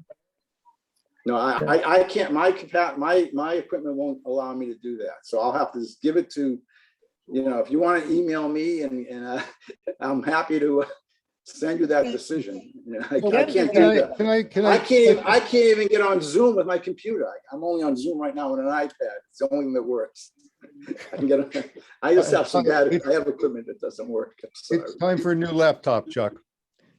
I know that. I was going to do that 2 years ago. But let's just assume for a second that it's possible to tweak the bylaw in some way, shape, or form, but let's assume that we don't know the answer, okay? Between us right now. I understand Chuck's point. At least I understand Jeff's point as well. I have two suggestions. One Chuck already made, and that is, let's, involve the lake community in this, because if any zoning bylaw is gonna be tweaked, they're gonna want to be part of the process. We may learn something. The other thought is, we can't be the only community who has a lake with houses around it that has wrestled with this issue. So is it possible to do some research on like communities to see how they've handled it? I think it's a great idea. And we would do that before we had the meeting with the lake people, that we involved the lake people. In other words, the research should happen first. Well, yeah, I think it's great if you can do that, but I don't know how long that's going to take and how you would even, you got to look at where are they, who are they? We have to get there's a lot of bylaws to read. There's probably, there's 351 communities in the state. I'd be surprised if 3 or 4 or 5 dozen of them didn't have lake communities at least. So I don't know how you even begin that. There's probably 30, 40, 50, 60 of them. I don't know. I think Jeff probably knows, right? He's a lot. Jeff, that'd be great if you can help us. How to get the information or the answer to your question? Open up the meeting. The best route to take if we wanted to research other like lake communities and how they've handled this kind of controversy, this kind of issue that we're wrestling with. In other words, what do their bylaws say about this? Now, I think that's a good point, Steve. That might be a good one, a good question for the Mass Municipal Lawyers listserv, because I think zoning boards are probably more the bailiwick of the town council than the town planner. Many times in Massachusetts, town planner just works with the planning board. It doesn't really know how these things are done. So I'll ask Bob and Donna when I see them, hopefully Friday, if Mass Municipal Lawyers might be a good source of information on that. Because even if we had a couple of ideas based on that research or based on the information you find out, if we do have this meeting that Chuck's talking about, with the lake people, we'll at least have some more informed decisions. Yes, I agree, Steve. More informed information, I should say. I'm sorry. Yeah, it's absolutely helpful to see what other towns of our size, maybe towns under 5,000 people, and something like that. Yeah, what they do in this kind of a situation. It'd be great to have, a dozen bylaws to look at, and see what they do. Yeah, to me, the point is that our bylaws are not written in stone. Right? I mean, there's no state mandate that says when you're on a lakeside, you can only go up to the height that you had before. There's probably no state mandate that really says anything about setbacks. I don't know this. I'm just imagining that you'll probably get a mishmash of various things because there's no set mandate. When I asked the question when we took our tour, Deacon said, oh, well, the 28 feet was established in 2008. Yeah. And it's a local mandate or a local rule. It's not state. So I think that's a major point, that what we've written is not necessarily written in stone, right? It's not based on some federal or state guideline about what the height should be at a certain place. Right. Michael, you had your hand up. Yeah, 2 very quick things. One is, Jeff, if you're asking the question, I think it'd be helpful to try to get a handle on the definition of an encroachment, because I think the way you're using encroachment and the way Chuck's using encroachment are different. One is horizontal oriented and the other and excludes vertical. And the other one includes vertical. So getting a sense of that would be helpful. The other thing I would just pitch, Deacon, that we maybe open it up. There's people from the public who want to chime in, and we might as well start. We're trying to do that. We're getting there. And now, are the members of the boards quiet for the moment? Yeah, the only thing I want to say is we definitely want to hear from the public. maybe more organized than tonight, because that should be announced and it should be a forum somewhere, and perhaps a survey. I think, because I mean, I don't like an idea of, hey, there's a meeting, let's talk about it, and whoever shows up, because I think everybody should be able to have input. Anybody who lives in that district should be able to have input, whether or not they can attend a meeting, whether or not they can come to a meeting, and a survey would help in that too. So we can maybe design a survey or hire a consultant to design a survey to get that opinion. Okay, that's the only thing I'm going to say for now. I do want to hear what the townspeople have to say tonight and in the future. Absolutely. Well, I believe that the one person who spoke up earlier and we didn't get to was Charlene Galensky. Yes. I just have two comments. Herb, when you mentioned about rebuilding within the blueprint of what the previous existing structure was, I can tell you from a personal point of view, that would have been problematic for my husband and I, because about 30 years ago, we actually redid our home on the lake. And one of the reasons we did it over was because we were about 2 inches short in height for the second floor. And in order to use that area for, in our case, bedrooms, we could not have done it if we rebuilt to the exact same measurements that house was. So we actually had to add a dormer to get the legal height necessary to make that second floor accessible for bedrooms. So I think that you should be very careful about constricting it to be within the confines of what the existing building was. In our case, we would have had to lost space and become a one-story building if we couldn't have gone up. And we went through all the proper channels of the Shutesbury boards to do this. And we had a very good experience doing it. So I can't say enough about how it worked for us. The second thing I had is more of a legal question.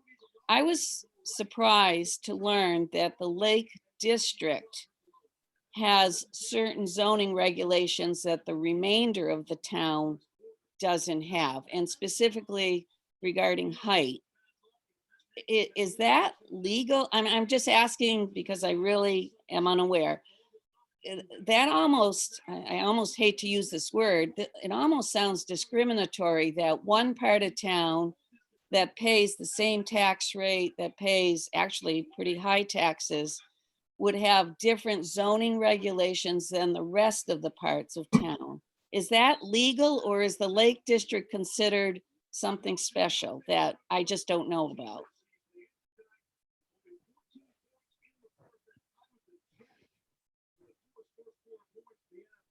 I mean, I know there's a lot of lawyers here, but I don't, I mean, yes, is that legal?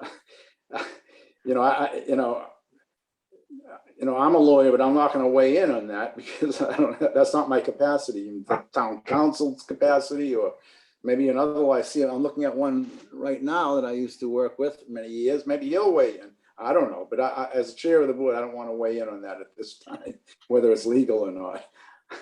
I do know that zoning districts in towns all over the state, have different, in terms of different zones or different districts, have different requirements, and that's generally that's probably legal. But I'm not weighing in on the 28 feet issue right now. Go ahead, Jeff, if you want to weigh in. It's legal. I mean, that's what zoning is all about. Different zones with different requirements, rationally based on the characteristics of the areas in question. And so, yeah, having a reduced height at the lake is legal, my opinion. Okay. I'm not a lawyer. I play one on television, but I'm not a lawyer. But I'd like to hear what Michael Pill has to say. Absolutely. Hello, Michael. I'll chime in as someone with Esquire after my name who's been litigating zoning cases since the 1980s. What Jeff said is exactly correct. And I think we also need to respect Chuck's unwillingness to get involved in that. Like the members of the planning board, Chuck and the members of the zoning board are called quasi judicial administrative decision makers. They are judges in effect.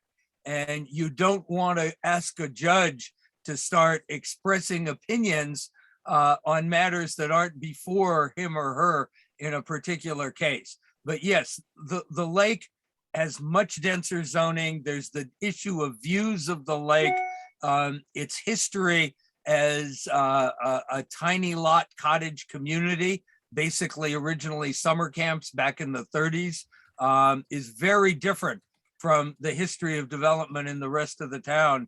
And those are some of the reasons why what Jeff said is exactly correct. It really cries out for separate zoning standards, including, but not limited to, a different height limit. That is essentially a legislative political decision for the town meeting to make. And the court's attitude is, if the town meeting speaks, if there is any rational justification, it will be upheld. Courts are very reluctant to override legislative bodies, whether they are town meetings, city councils, or the state legislature. And I hope that answers or helps answer the question. Thank you.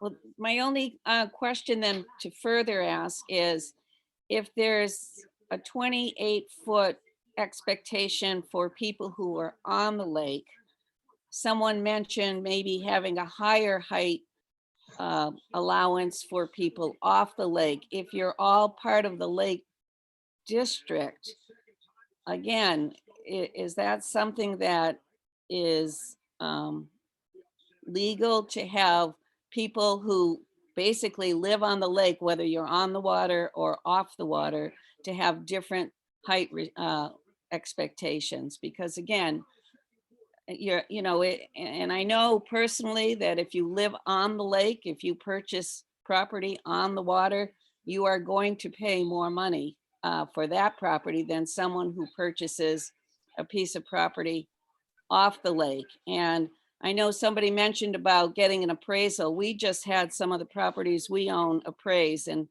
the going rate, that, just to let you know, and again, finances for some people are not always easily achieved. We paid just recently $495 for one piece of property to be appraised. So it's close to $500 to get an appraisal done now. And that, I don't know if that's the going rate, but that's what we paid. So, there are a lot of considerations that need to be in place. And all I know is when we had to deal with the zoning board, as I said, 30 years ago, we complied with everything that was asked of us. Our builder did, and we had a very positive result.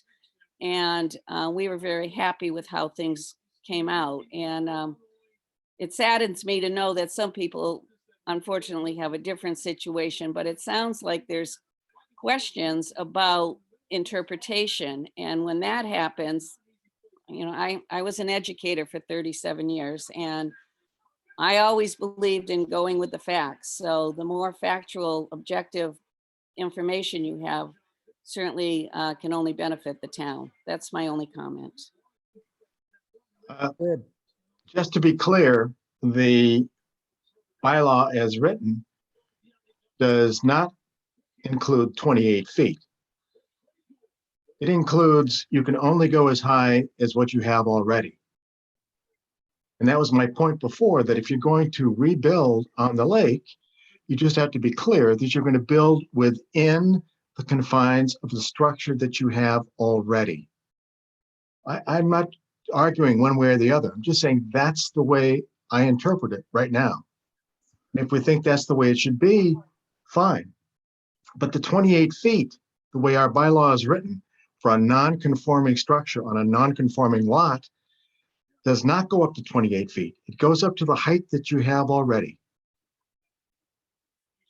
But again, if these are older houses that were built probably with fewer zoning regulations, so if you've got an older house and you're going to be doing it over, and now you have newer regulations, you might not be able to even get back what you used to have. And that would have been our case 30 years ago. we would have lost our second floor. But again, the way we went through the process, whatever the process for Shutesbury was, worked for us, and I'm sure for a lot of other people, but I would be careful with restricting it to what was there, because I don't know how old some of those cottages are, but certainly they, aren't in compliance with what now is expected. So that would be very, I think, detrimental to people who have older homes that, had other restrictions on them. That's my only comment. I would just like to chime in a little bit. I think that it would be helpful to just kind of provide some explanation for Charlene and other members of the public that are listening in. But with our bylaw and the Lake Wyola zoning district, there's a definition of what is a legal, a building lot in this district, right? And if you fall within that, then you get the 28 feet height limitation for your dwelling. And then, the area that we're focusing on, and which most of the lots in the lake fall into, are what's called the legally non-conforming lots and legally non-conforming structures, right? And there are certain parameters around that. And if you have a legally non-conforming lot and you are within the setback requirements that are laid out in the zoning bylaw, then you do have the ability to build up to 28 feet by right. But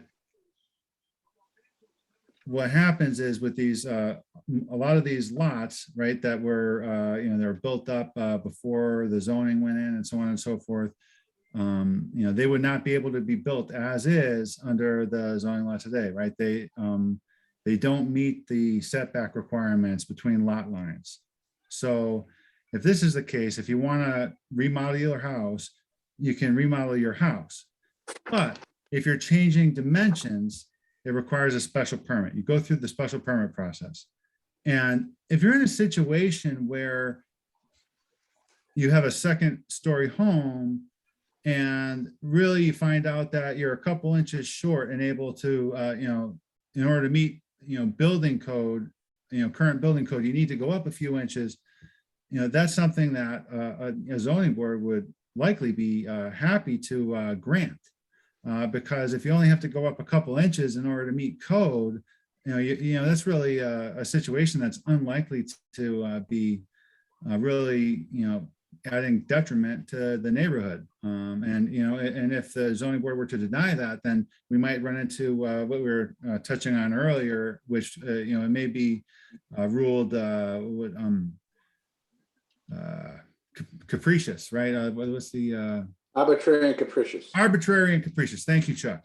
But on the other hand, if you had a one-story house, but now you want to go up to 2 stories, if you're in a situation where the houses are really close together and you've got people behind you and it's going to really impact a lot of people for you to do that, that's a different question. So that's why the law is set up the way it is, both at the state level and in our bylaws, so that if you need to do something, if you meet certain criteria, you can do what you have to do. But if you go into this special category, you need to go before the zoning board and they need to make that finding as to, okay, is this reasonable, or is this going to really be a change that's detrimental to the neighborhood?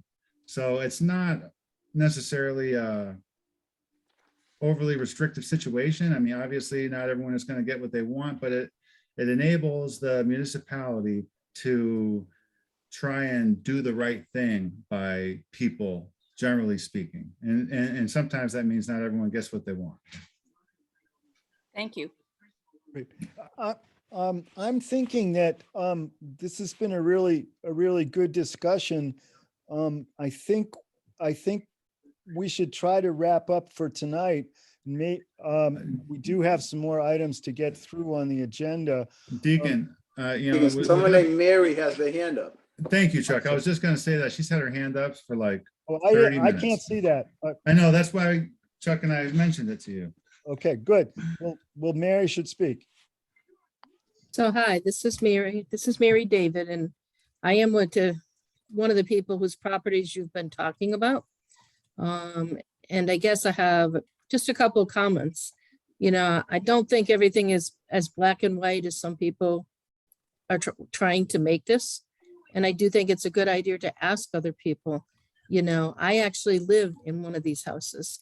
You know, I get up every day and look at the lake as a full-time resident, where you're looking at people who are part-time building higher than you. And yeah, it is easy to say, oh, I only lost whatever percentage of my view, but it's still my view. And I built my house here to have that view. So I do think this isn't just black and white as we want to make it. It's situational.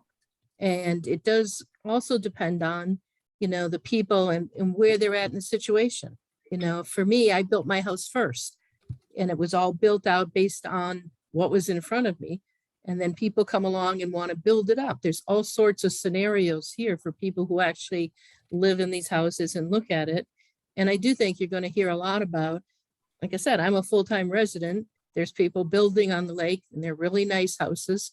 But they're part-time residents. They're not here every day. They're not here all the time. I do think that's a factor. While it may or may not be a legal factor, I think there's other things that impact people who live around the lake. And I think it is a good idea to hear from some of the other people that live here and what the actual impact to the people who live here after these decisions are made really are. Thank you. Thank you.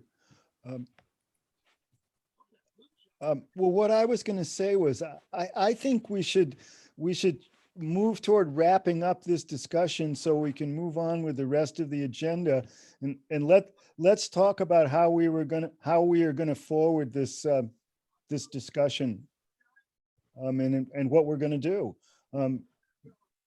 so we can move on.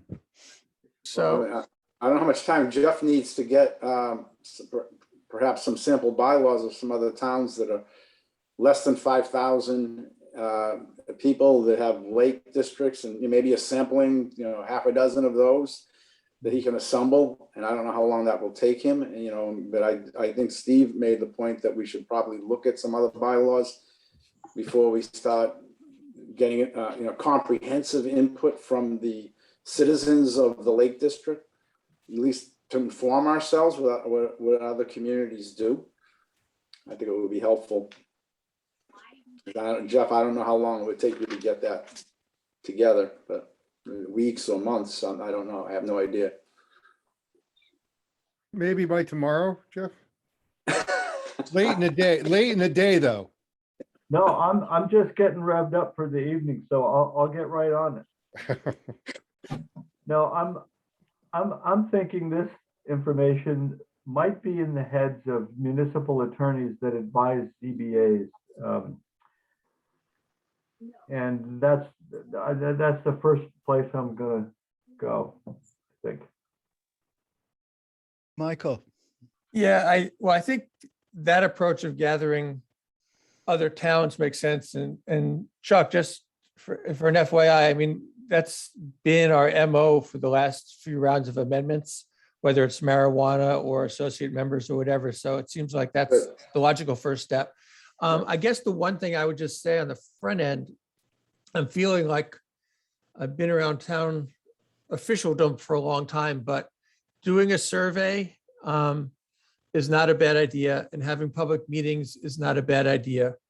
I think on the front end, we have to acknowledge that we're not going to get 100%. And no matter what we do, people are going to say, I didn't know, and I didn't get a chance to talk. And so you had said we want to hear from all the residents. We will not hear from all the residents. So no, but I think it's going to be who knows and who speaks loudly and in time. And so it sort of we have to go into it knowing that we are the decision makers, ultimately, that we're going to have to come up with a recommendation that we approve as two boards and then recommend to town meeting. Town meeting decides.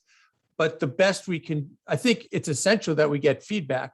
If we can put forth, based on some information that Jeff pulls together, what's a best practice, and if we want to tweak something, and then put it out there for comment that Yeah. we have to do that due diligence with public input and engagement. Agreed. That, 100% agreed, Michael. okay. 100% agreed. Can I just clarify? So what we're saying is we might come up with some, proposed changes and then solicit feedback based on those changes, like yay or nay from the public, or get the public in before that, but as part of the formation of the language, or language first. I would say we do some homework first before any meeting, so we have some information we can, at least let residents know what other precedents are out there rather than trying to reinvent the wheel. So that would be my suggestion. I mean, there are many towns that are dealing with the same situation, that have lakes that were developed in the 30s and 40s and 50s, and these little lots. And they were summer cottages for a long time, and now people are turning them into year-round places. It's not just happening at Lake Wyola, it's happening all over the place. So I think there's lots of examples to look at out there of how other communities and ZBAs handle these same issues. Yeah, okay. Well, I just looked at the calendar. The default date for the next planning board meeting is the 13th of December. Does it seem like forwarding this discussion to the 13th and having the benefit of Jeff's research as it works? Mm-hmm. Jeff,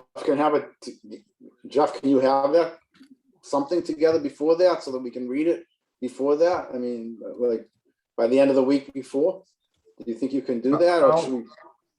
Yeah, I'll have something. I will have begun, and I'll have something to report. Yeah, I mean, it's a month. It's Okay. I'm good with that. I'm good with that date. I don't know if Herb is. Oh, yeah, I'll be around. So we'll schedule a bunch of time during the meeting on the 13th. Yeah. Fine with me. So Deacon, just given what we've been through in the past, can I just make a motion that we appoint Jeff to take the lead on this topic? Second it. You don't get the second, Chuck.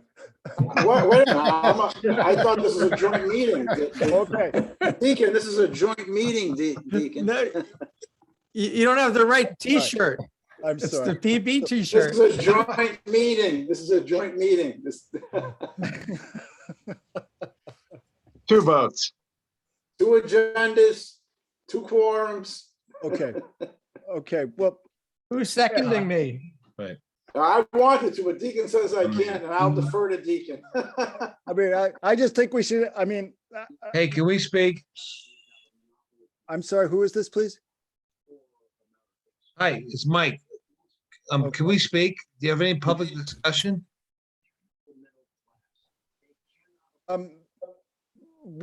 Please do speak. Please do speak. We are trying to figure out how to finish up this topic tonight, but yes, please speak.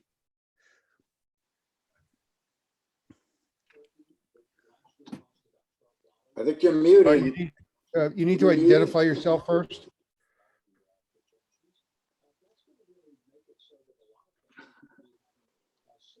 I've got a question.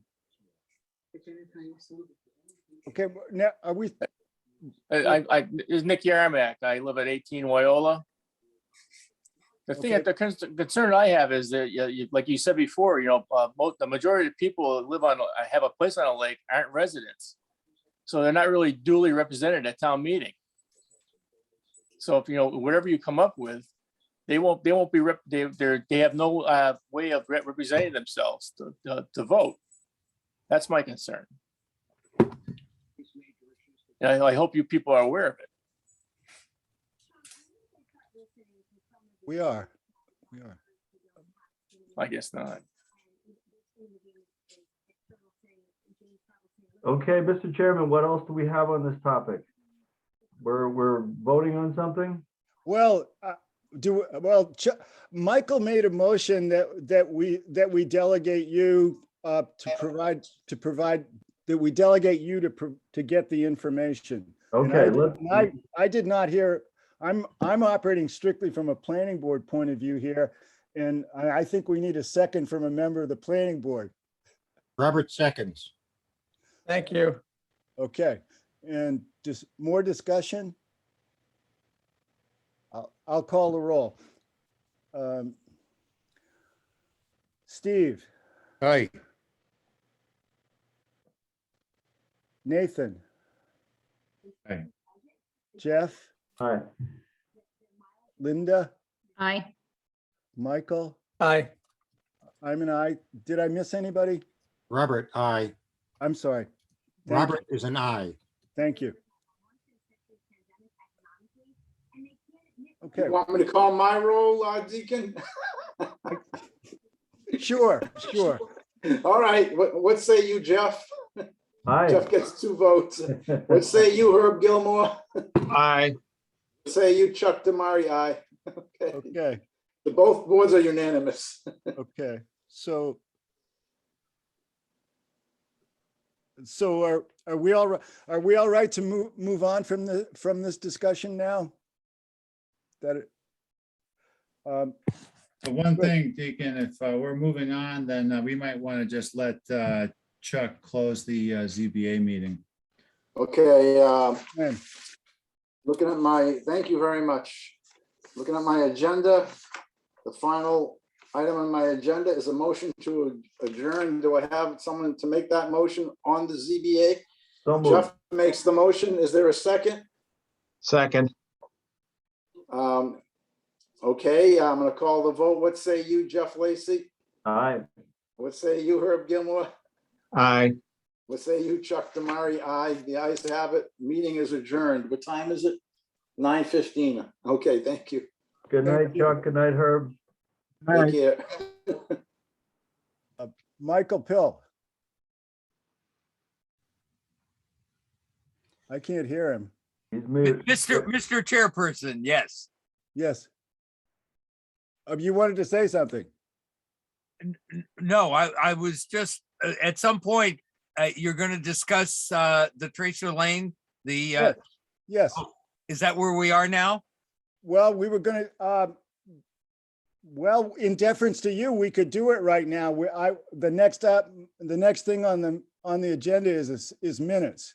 Why don't you go ahead? Because I am also interested in tiny houses, municipal vulnerability preparedness, and I'm curious as to what is the Theriault frontage question. So I am planning on sticking around. So go ahead, but thank Okay, you. well, let's go to the minutes of 9:13. I'll move to approve the minutes of 9/13/2021. Second,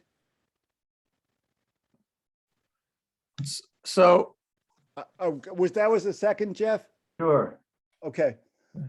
And discussion on the 9:13 minutes? yeah, so I had a bunch of edits and I think just in deference to time, if it doesn't tick Grace off too much, I would suggest we push it off. I think I sent you my edits to look at. Okay.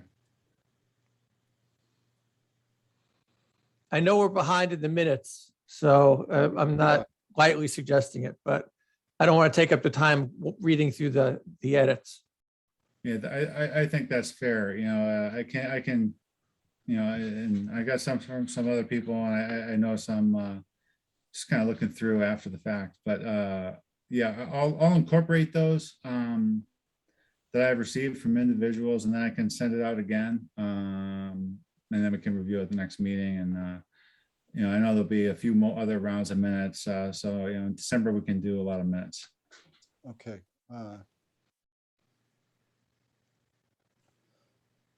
We should vote to deny, to not approve the minutes then, Deacon, since there's no active Okay, motion. so, well, we can just vote no on approving them. Yeah, right. Motion's on the floor. Okay, so I'm assuming the discussion is over. That's fine. I'll call the roll. Steve, Aye. Robert isn't showing up on my screen. Is he still here? No, No. No, I don't see him. Okay, Nathan? No. And just a Yeah. reminder, Steve voted aye, but we sort of agreed to vote nay so that we can review these at the next meeting. Well, then never mind. Ask me again, Deacon. Steve? Nay. Okay, Nathan? Nay. Jeff? What are we talking about? I had to step away. Just say no. Just say no. No. Just say- Okay, Linda? No. Michael? No. I'm a no. Good. And the, I guess we didn't do that. Okay. Is Robert on the call? Did he jump off? He's not here. He's not here. Okay. now, So before we get to making I won't make a motion about 10-4. I'll give you an update to save us a little bit of rigmarole. Is okay, that okay, Deacon? please. Yes. So Deacon asked me to go through the minutes because our one-time town clerk wrote them up, but didn't quite finish them. So I wrote them up. People can review them. We can look at it next time. The only thing that's crucial is we took the votes on the first round of associate members. Michael Pill, Rob Kibler, and Ken Holt. And I'm not convinced that she got the voting correct because she Oh, I didn't know even, she didn't, because I didn't make the motions. yeah. She So, credited me with the motions. I didn't do them. yeah, I think I did. Michael, I just want to, I do have a link to the recording of the, Oh, I got it today. I'll look at that. Okay. So Okay. I'll just update that and I'll check it out. Thank you. That's all I need to know. So Okay. next month, I'll bring October 4th to the table. Good. Okay. Okay, we're done with the minutes. all right. Let's go to the Waltham Solar case. Okay. I'll take this up briefly. There's been some talk, I guess, about this is a Tracer Lane case, right? Yeah. There's some talk about generating or participating in the drafting of an amicus brief. Yeah. I could jump in, Jeff, if you Yeah, want. yeah.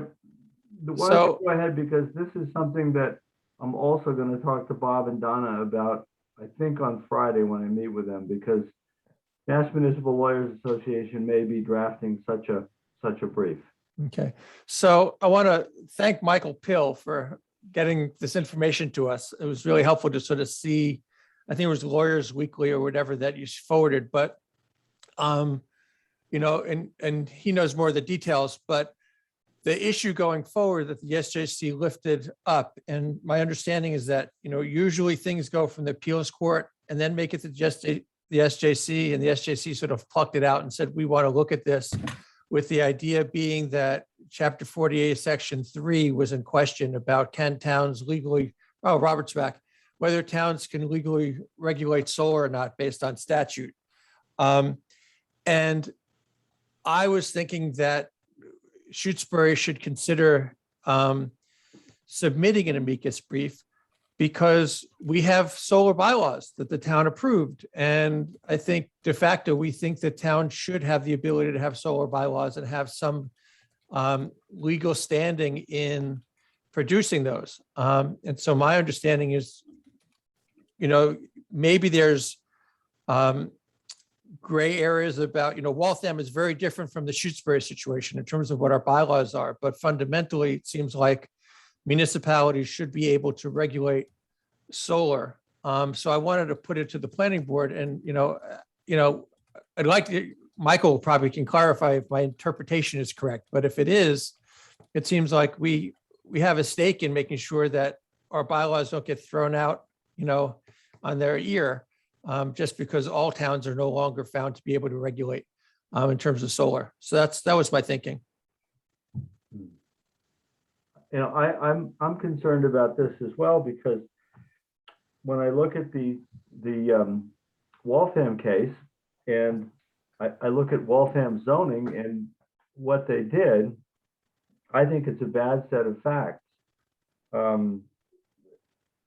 for that town versus what we've done in Shutesbury. They have less than 2% of their area zoned for possible solar. And this case doesn't even involve solar in Waltham. It involves accessing a solar facility in an adjacent town. And it was turned down. So I think that we have a much different situation, and I would hope that the SJC would go more towards striking down what Waltham is doing, which I imagine they will do, rather than doing some type of blanket thing where they just declare that the 100% of every town is open to this, like some of the other Section 3 exemptions. So I hope they don't go overboard. That's my worry.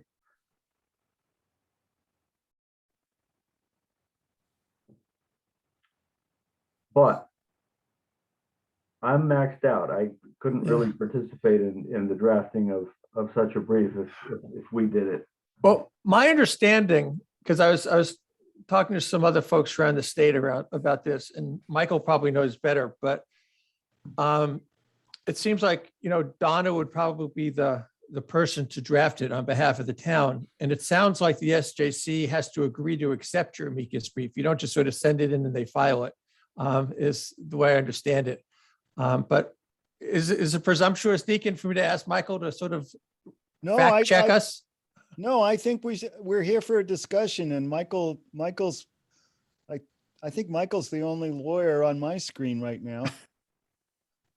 Okay, the SJC request for amicus, which is striking because of what Jeff correctly pointed out about the limited and somewhat unusual facts of the Tracer Lane case, okay?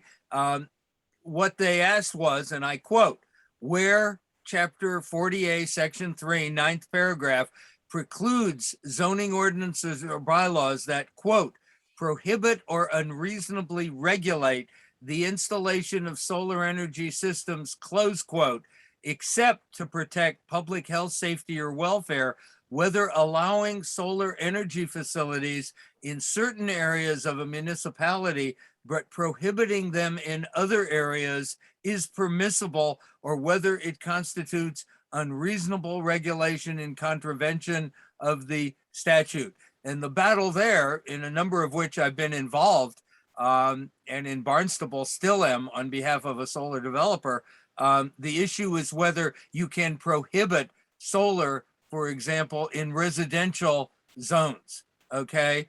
And what the SJC, and it's exactly correct, very few cases reach the SJC at all. You generally have a by right appeal to the appeals court. Then you can ask for further appellate review. And only a limited number of appeals court decisions are the subject of requests for further appellate review. Only about 10% of those are granted, 7 to 10%. So it is very rare that a case that has gone to the appeals court ever even reaches the Supreme Judicial Court. Usually there's a one-word reviewed for review, denied, and that's the end of it. It is also very rare for that you can file a petition for direct appellate review, and those are more often granted than further appellate review after the appeals court, but that's also very rare. For the SJC to take a case away from the appeals court on its own motion, and then to issue a request for amicus briefs that is broad as the one I've just read compared to the narrow facts, I would not want to bet on the municipal side.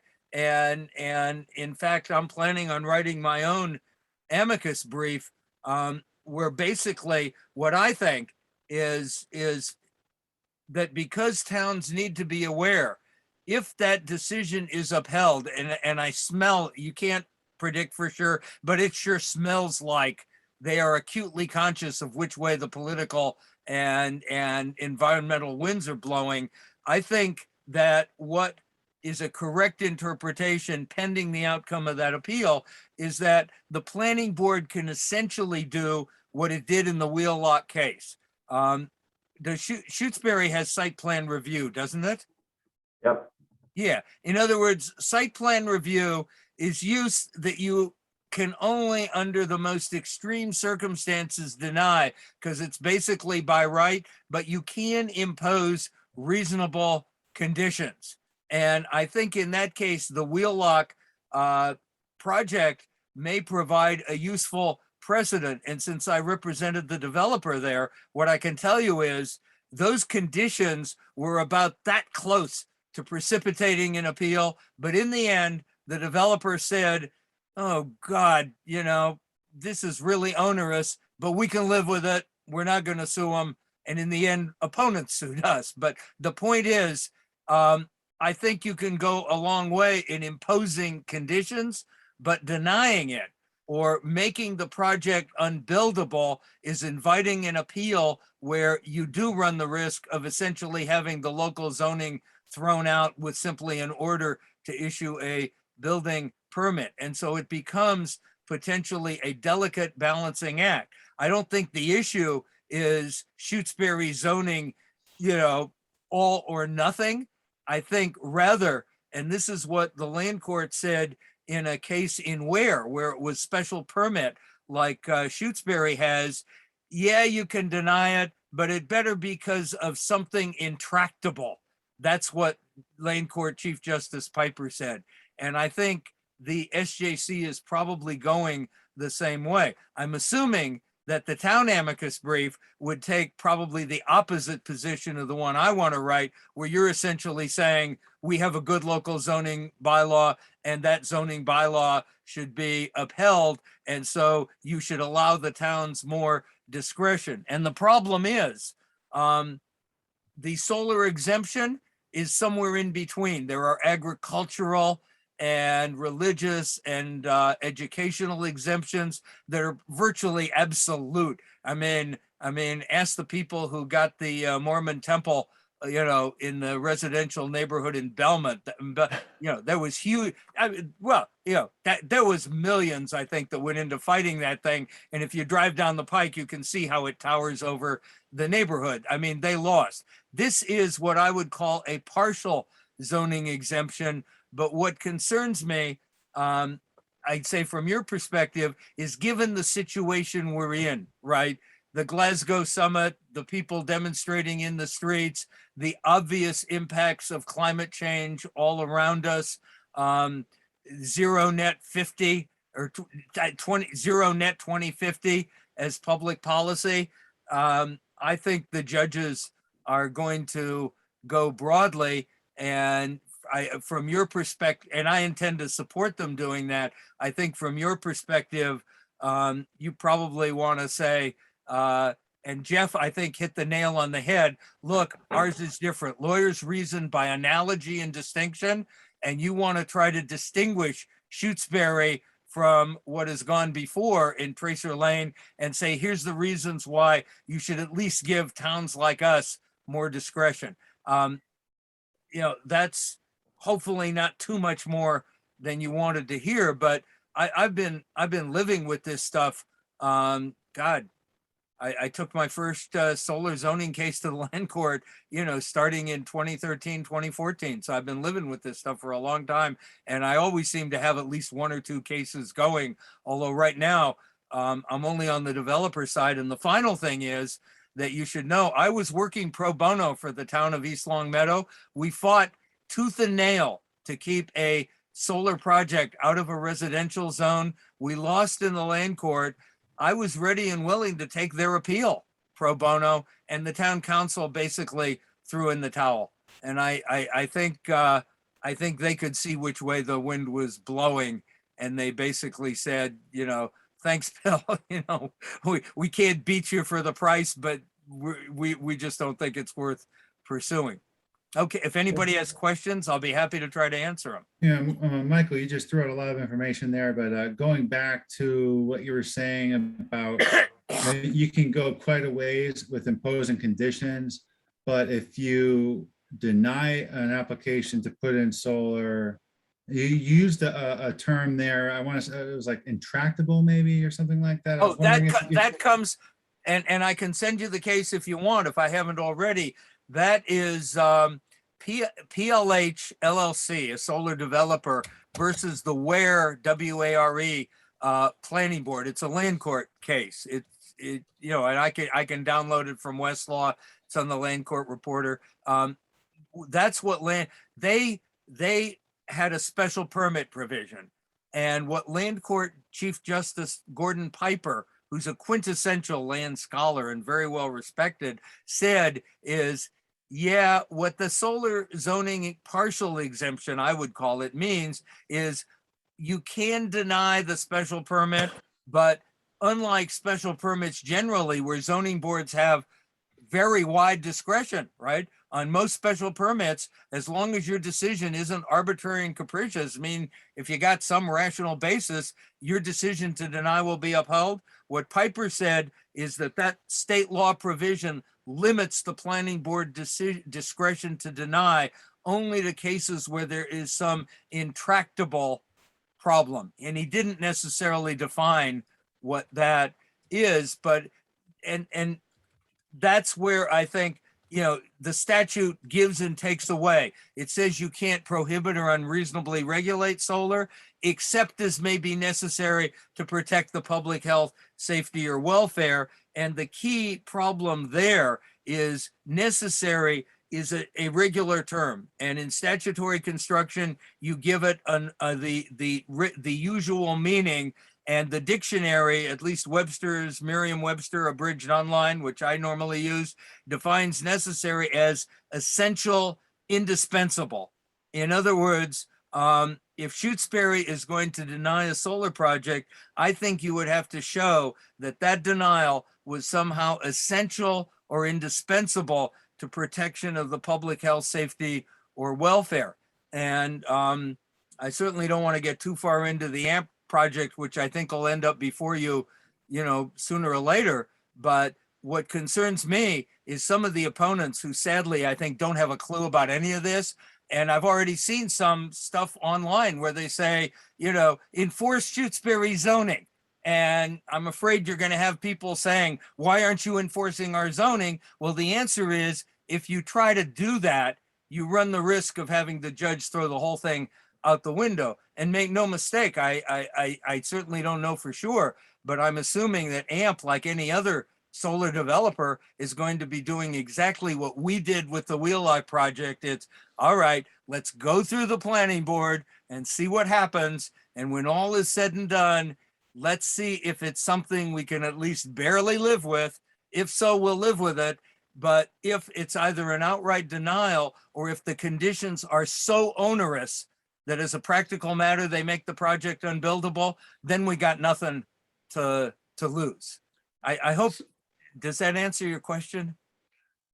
Yeah, I think so. So by intractable, So I have another yeah, I question think so. from Michael. This is really, I'm going to ask you your opinion. So as you know, Shutesbury has solar district overlay, correct? It's got 7 or 8 places in Shutesbury where we allow solar. How does that figure into this respected land court, this judge, when he's making decisions about in the public health, what we can't unreasonably deny solar? Because we're not, we're saying, we're embracing solar. We're saying, hey, we have 7 or 8 areas. We want to encourage it. That's essentially what I tried in East Long Meadow, and Chief Justice Piper basically kicked my butt in a polite, professional, judicial, legalistic way. I think that you probably have a stronger argument than I had in East Long Meadow. I don't know what the percentage of the town's buildable area. I assume what you'd want to do is subtract the Quabbin. I think we're about 17,000 acres, something like 5,000 acres is the Quabbin. There's something like 12,000 acres left I know Coles has permanently preserved a lot. There may be other land that's permanent. In other words, to make yourself look as good as possible, try to figure out the acreage that's potentially buildable in town, and then what percentage of that is in those solar overlay districts. And that might be the argument you would want to make in a Supreme Judicial Court amicus brief. The way the land court is going now, my guess is they would say, you gotta let it happen virtually anywhere in town. They really have swung a long way from where I won a case based in Hatfield called Duso versus Swazlowski, and there they essentially upheld local zoning. There was another case that did the same thing, and the land court has made it clear, both those judges now having retired, that they don't consider those cases good law. The SJC oral argument is in February, and who knows? Hopefully their decision will be issued within 3 or 4 months after that, and then we will all know where things stand. I'm just trying to give you my best prediction, mindful, of course. I'm doing what lawyers do like debaters, right? I mean, you're asking me what would I do if I were advising you, which I'm not the town council, or if I were essentially here totally supporting local zoning, which I'm not. But, you know, any good lawyer can give you 3 sides to every question. Right. Well, as I Right. preface my question, it was just I'm looking for your opinion. Your And advice. hopefully, did I give it to you? Yes, you did. Thank So you. can I jump in? So, I mean, I appreciate Michael's perspective. I actually think your interpretation is probably on the money in terms of, you know, what we would want as a town versus what a developer would want. It seems to me the reason I'm thinking we should do this is that the town has put a lot of effort and thought into the solar bylaw. I think we have a really good one. And to just sort of sit back and not have our voices heard in the mix, it doesn't add to the argument of why good zoning and solar is important. I think the other thing I would add, which is just another fact to it, you know, as part of the people I was talking to, there was a woman in the Southeast who used to work in the AG's office years ago. And one of her points is that, and again, you know, the SJC will come up with its own determination, but statute was, you know, you have to look at statutory intent. And so when the statute was developed, commercial photovoltaics did not exist, you know, and so we've talked about that, you know, commercial solar the way it is now is not what was existence when the statute was written. That was really residential solar. And so if the SJC tried to look at that and say, what's the history of solar, you know, the legislative intent? Well, legislative intent was not the universe. It was the universe of solar at that time, not universal solar as it is today. And so it just seems to me that it would be worth our effort to spend a little bit of the town money on Donna's effort to put together an amicus brief, and we can sort of talk about what her recommendations would be. But to sit on the sidelines and take the risk, which seems like it's, you know, there's a high likelihood that bylaws will get thrown out in terms of solar bylaws. It seems like we should be in the mix, and we have a good one. So we have a, you know, it's an argument to put forth for consideration. Whether it wins the day or not, it seems like participating is something that would be worth our while. Be careful of that argument, because I've back in Dussault versus Swazlowski, I used that argument, and it's a potentially good one, and I think it helped there. Now I'm arguing the other side. For example, there are statutes in Massachusetts that refer to horses and teams, and the courts have said we have to interpret statutes to accommodate technical change. And indeed, if you want, it's an unrelated case over a cell tower where somebody's saying you can only have what was there in 1999. That's what the lease says. And I'm saying, wait a minute, you've got to interpret it to allow for technical change.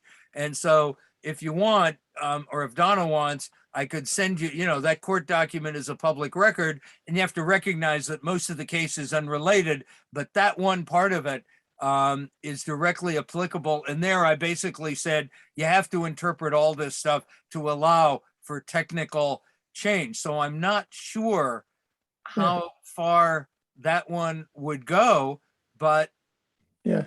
this no, is a judgment call. So Yeah, I'd personally appreciate seeing it, and I appreciate you raising it, Michael. I think for me, I'd sort of leave the argument to Donna. I think for us, it's just a matter of, do we want to go forward, because it's town money that we're asking for. Oh, from your perspective, I like I said, even though I'm going to be on the opposite side, I think you definitely should fight for what you believe in, and the town meeting has spoken, and I think you're on very solid ground to say we want to advocate for the town meeting, and if the decision goes the other way, at least you can truthfully say to everybody in town, we did everything we could. Yeah, no, I agree. Jeff, Yeah, I think we have to watch that argument too, because I mean, the Second Amendment, gun rights, when that came in and people had flintlocks and they used them mostly for hunting and stuff. And now we're talking about all kinds of other firearms that were never even conceived of back then, but that the wording is still there. It's still a gun, even though it's a modern gun. So, I hear you. I think the approach maybe should be dual track, legislative. I mean, it's the language in Section 3 that was written broadly enough without any thought to the future of what it would create. I mean, 30-acre solar farms were not what they had in mind. They had rooftop hot water in mind when they wrote this thing in 1985. So I'm hoping that there's a legislative initiative underway to modify that exemption, because it's it's really far-reaching in terms of what it does to land use in communities. But anyway, Deacon, I see that our two prospective associate members are still with us. they And I are don't indeed. wanna- God I bless don't them wanna- that they're hanging in there. Well, I don't want to scare them off. So it's like 9:40 something or other. So, we need to wrap this up, or they're never going to even come to the select board meeting. They're going to forget about it. Well, Yeah, I'm starting to Deacon, worry. this- I'm worried about wrapping this meeting up too, Jeff. I mean, Can we make a motion about asking Donna to do an amicus brief for us? Aside from the approach, I guess the question is that we as a body want to request that. I think if we vote on that, then we've done most of the heavy lifting of the discussion. I'll just caution that a well-researched amicus brief is going to be a lot of hours. I would suspect. I don't know, Michael. What do you think? That could be a costly endeavor. It's certainly going to be ones of thousands of dollars. Donna, my understanding is I don't know what she charges the town, but I think it's a fraction of her private rate. And I don't think you could have anybody better. She's one of the few lawyers I don't like to tangle with in litigation, because she is that good. And my guess is she certainly could be talking to other municipal lawyers. And I would be happy, in the interest of fairness. I would share with her, if she wants to, I'll be happy to share with her the stuff I wrote for East Long Meadow. I really put my heart and soul into that one. I mean, that's part of why I did it pro bono. The developer there was a complete monster. And he when he started threatening and intimidating both me and town officials, and going around me and delivering his threats directly to them, which is a huge no-no. That's when I basically said, in effect, screw you, I'm working pro bono. We're going to fight you, scorched earth. And so at least the briefs I wrote there, I'd be happy to share with her. And at least that's everything I can offer in terms of being on the municipal side. Well, to get to the money thing, my understanding is that she charges 1.25 or 1.5 per hour for Shutesbury work. And I think for her private fee, let me put it this way, if she's not charging more than $300 an hour for private work, you know, somebody of her caliber and her experience ought to be. No, but what I was getting at was what do you think it would cost at that kind of rate? Oh, ask him how many hours, a ballpark or a range. Well, Michael, I of would hours. say you hopefully it would be, you know, low to middle ones of thousands of dollars at a private rate. You know, an appellate brief can certainly cost over 10 grand. At Donna's rate, I would hope she could bring it in for, say, somewhere between $3,000, $4,000, $5,000, which I would hope would be manageable given what's at stake for the town. So this is not something that we can approve and assign to her on our own motion. I mean, that kind of dough probably has to be approved by The select board. Yeah. Right. So can we can we recommend that we bring it to the select board for discussion? I'll support that, yes.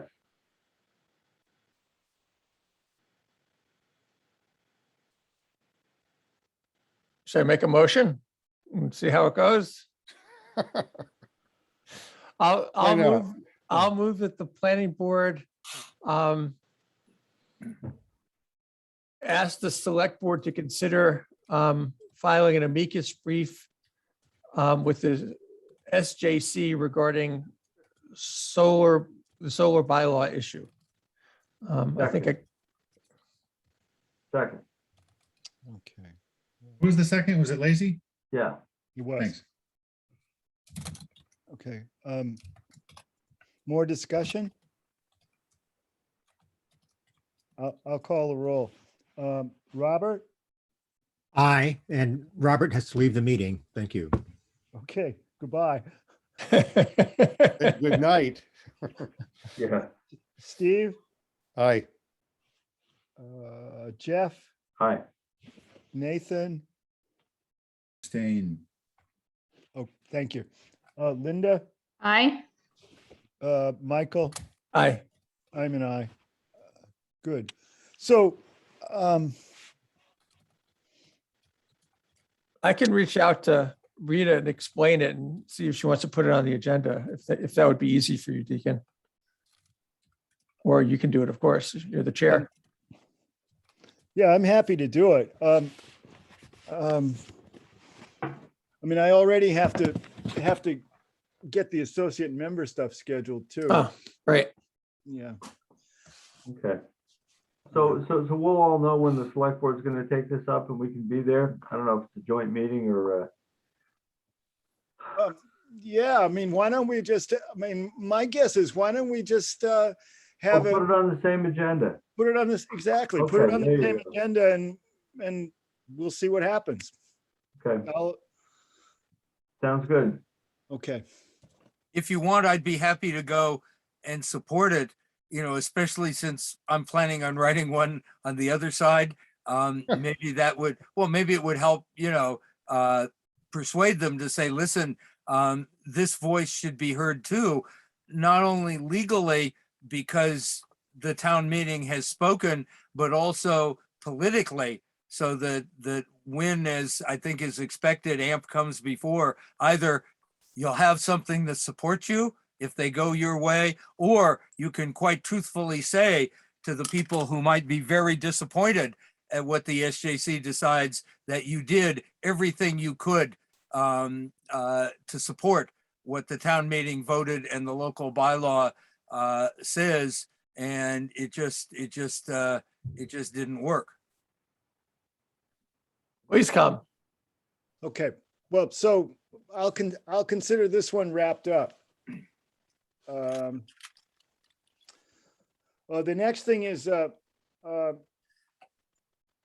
meeting with Bob Ritchie and Donna McNichol. What do we want to say about that?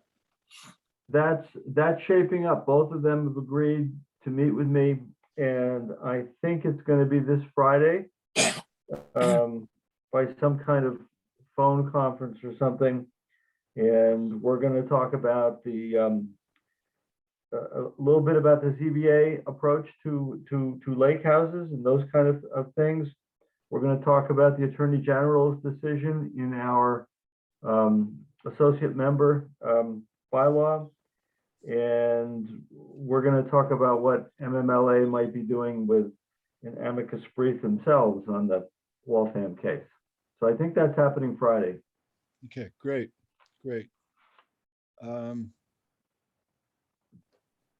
Tiny houses.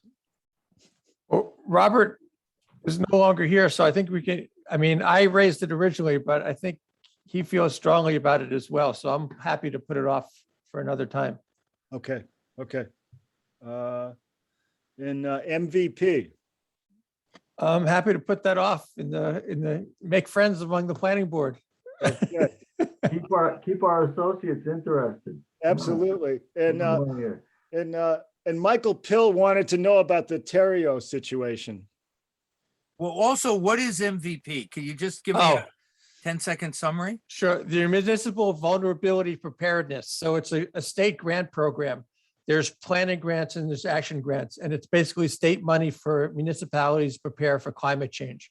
So I wrote on behalf of the select board about 2 years ago, the planning grant, which we got, and we went through a MVP planning process using a consultant, and that identified a range. It was a whole stakeholder engagement with different planning residents and different committees.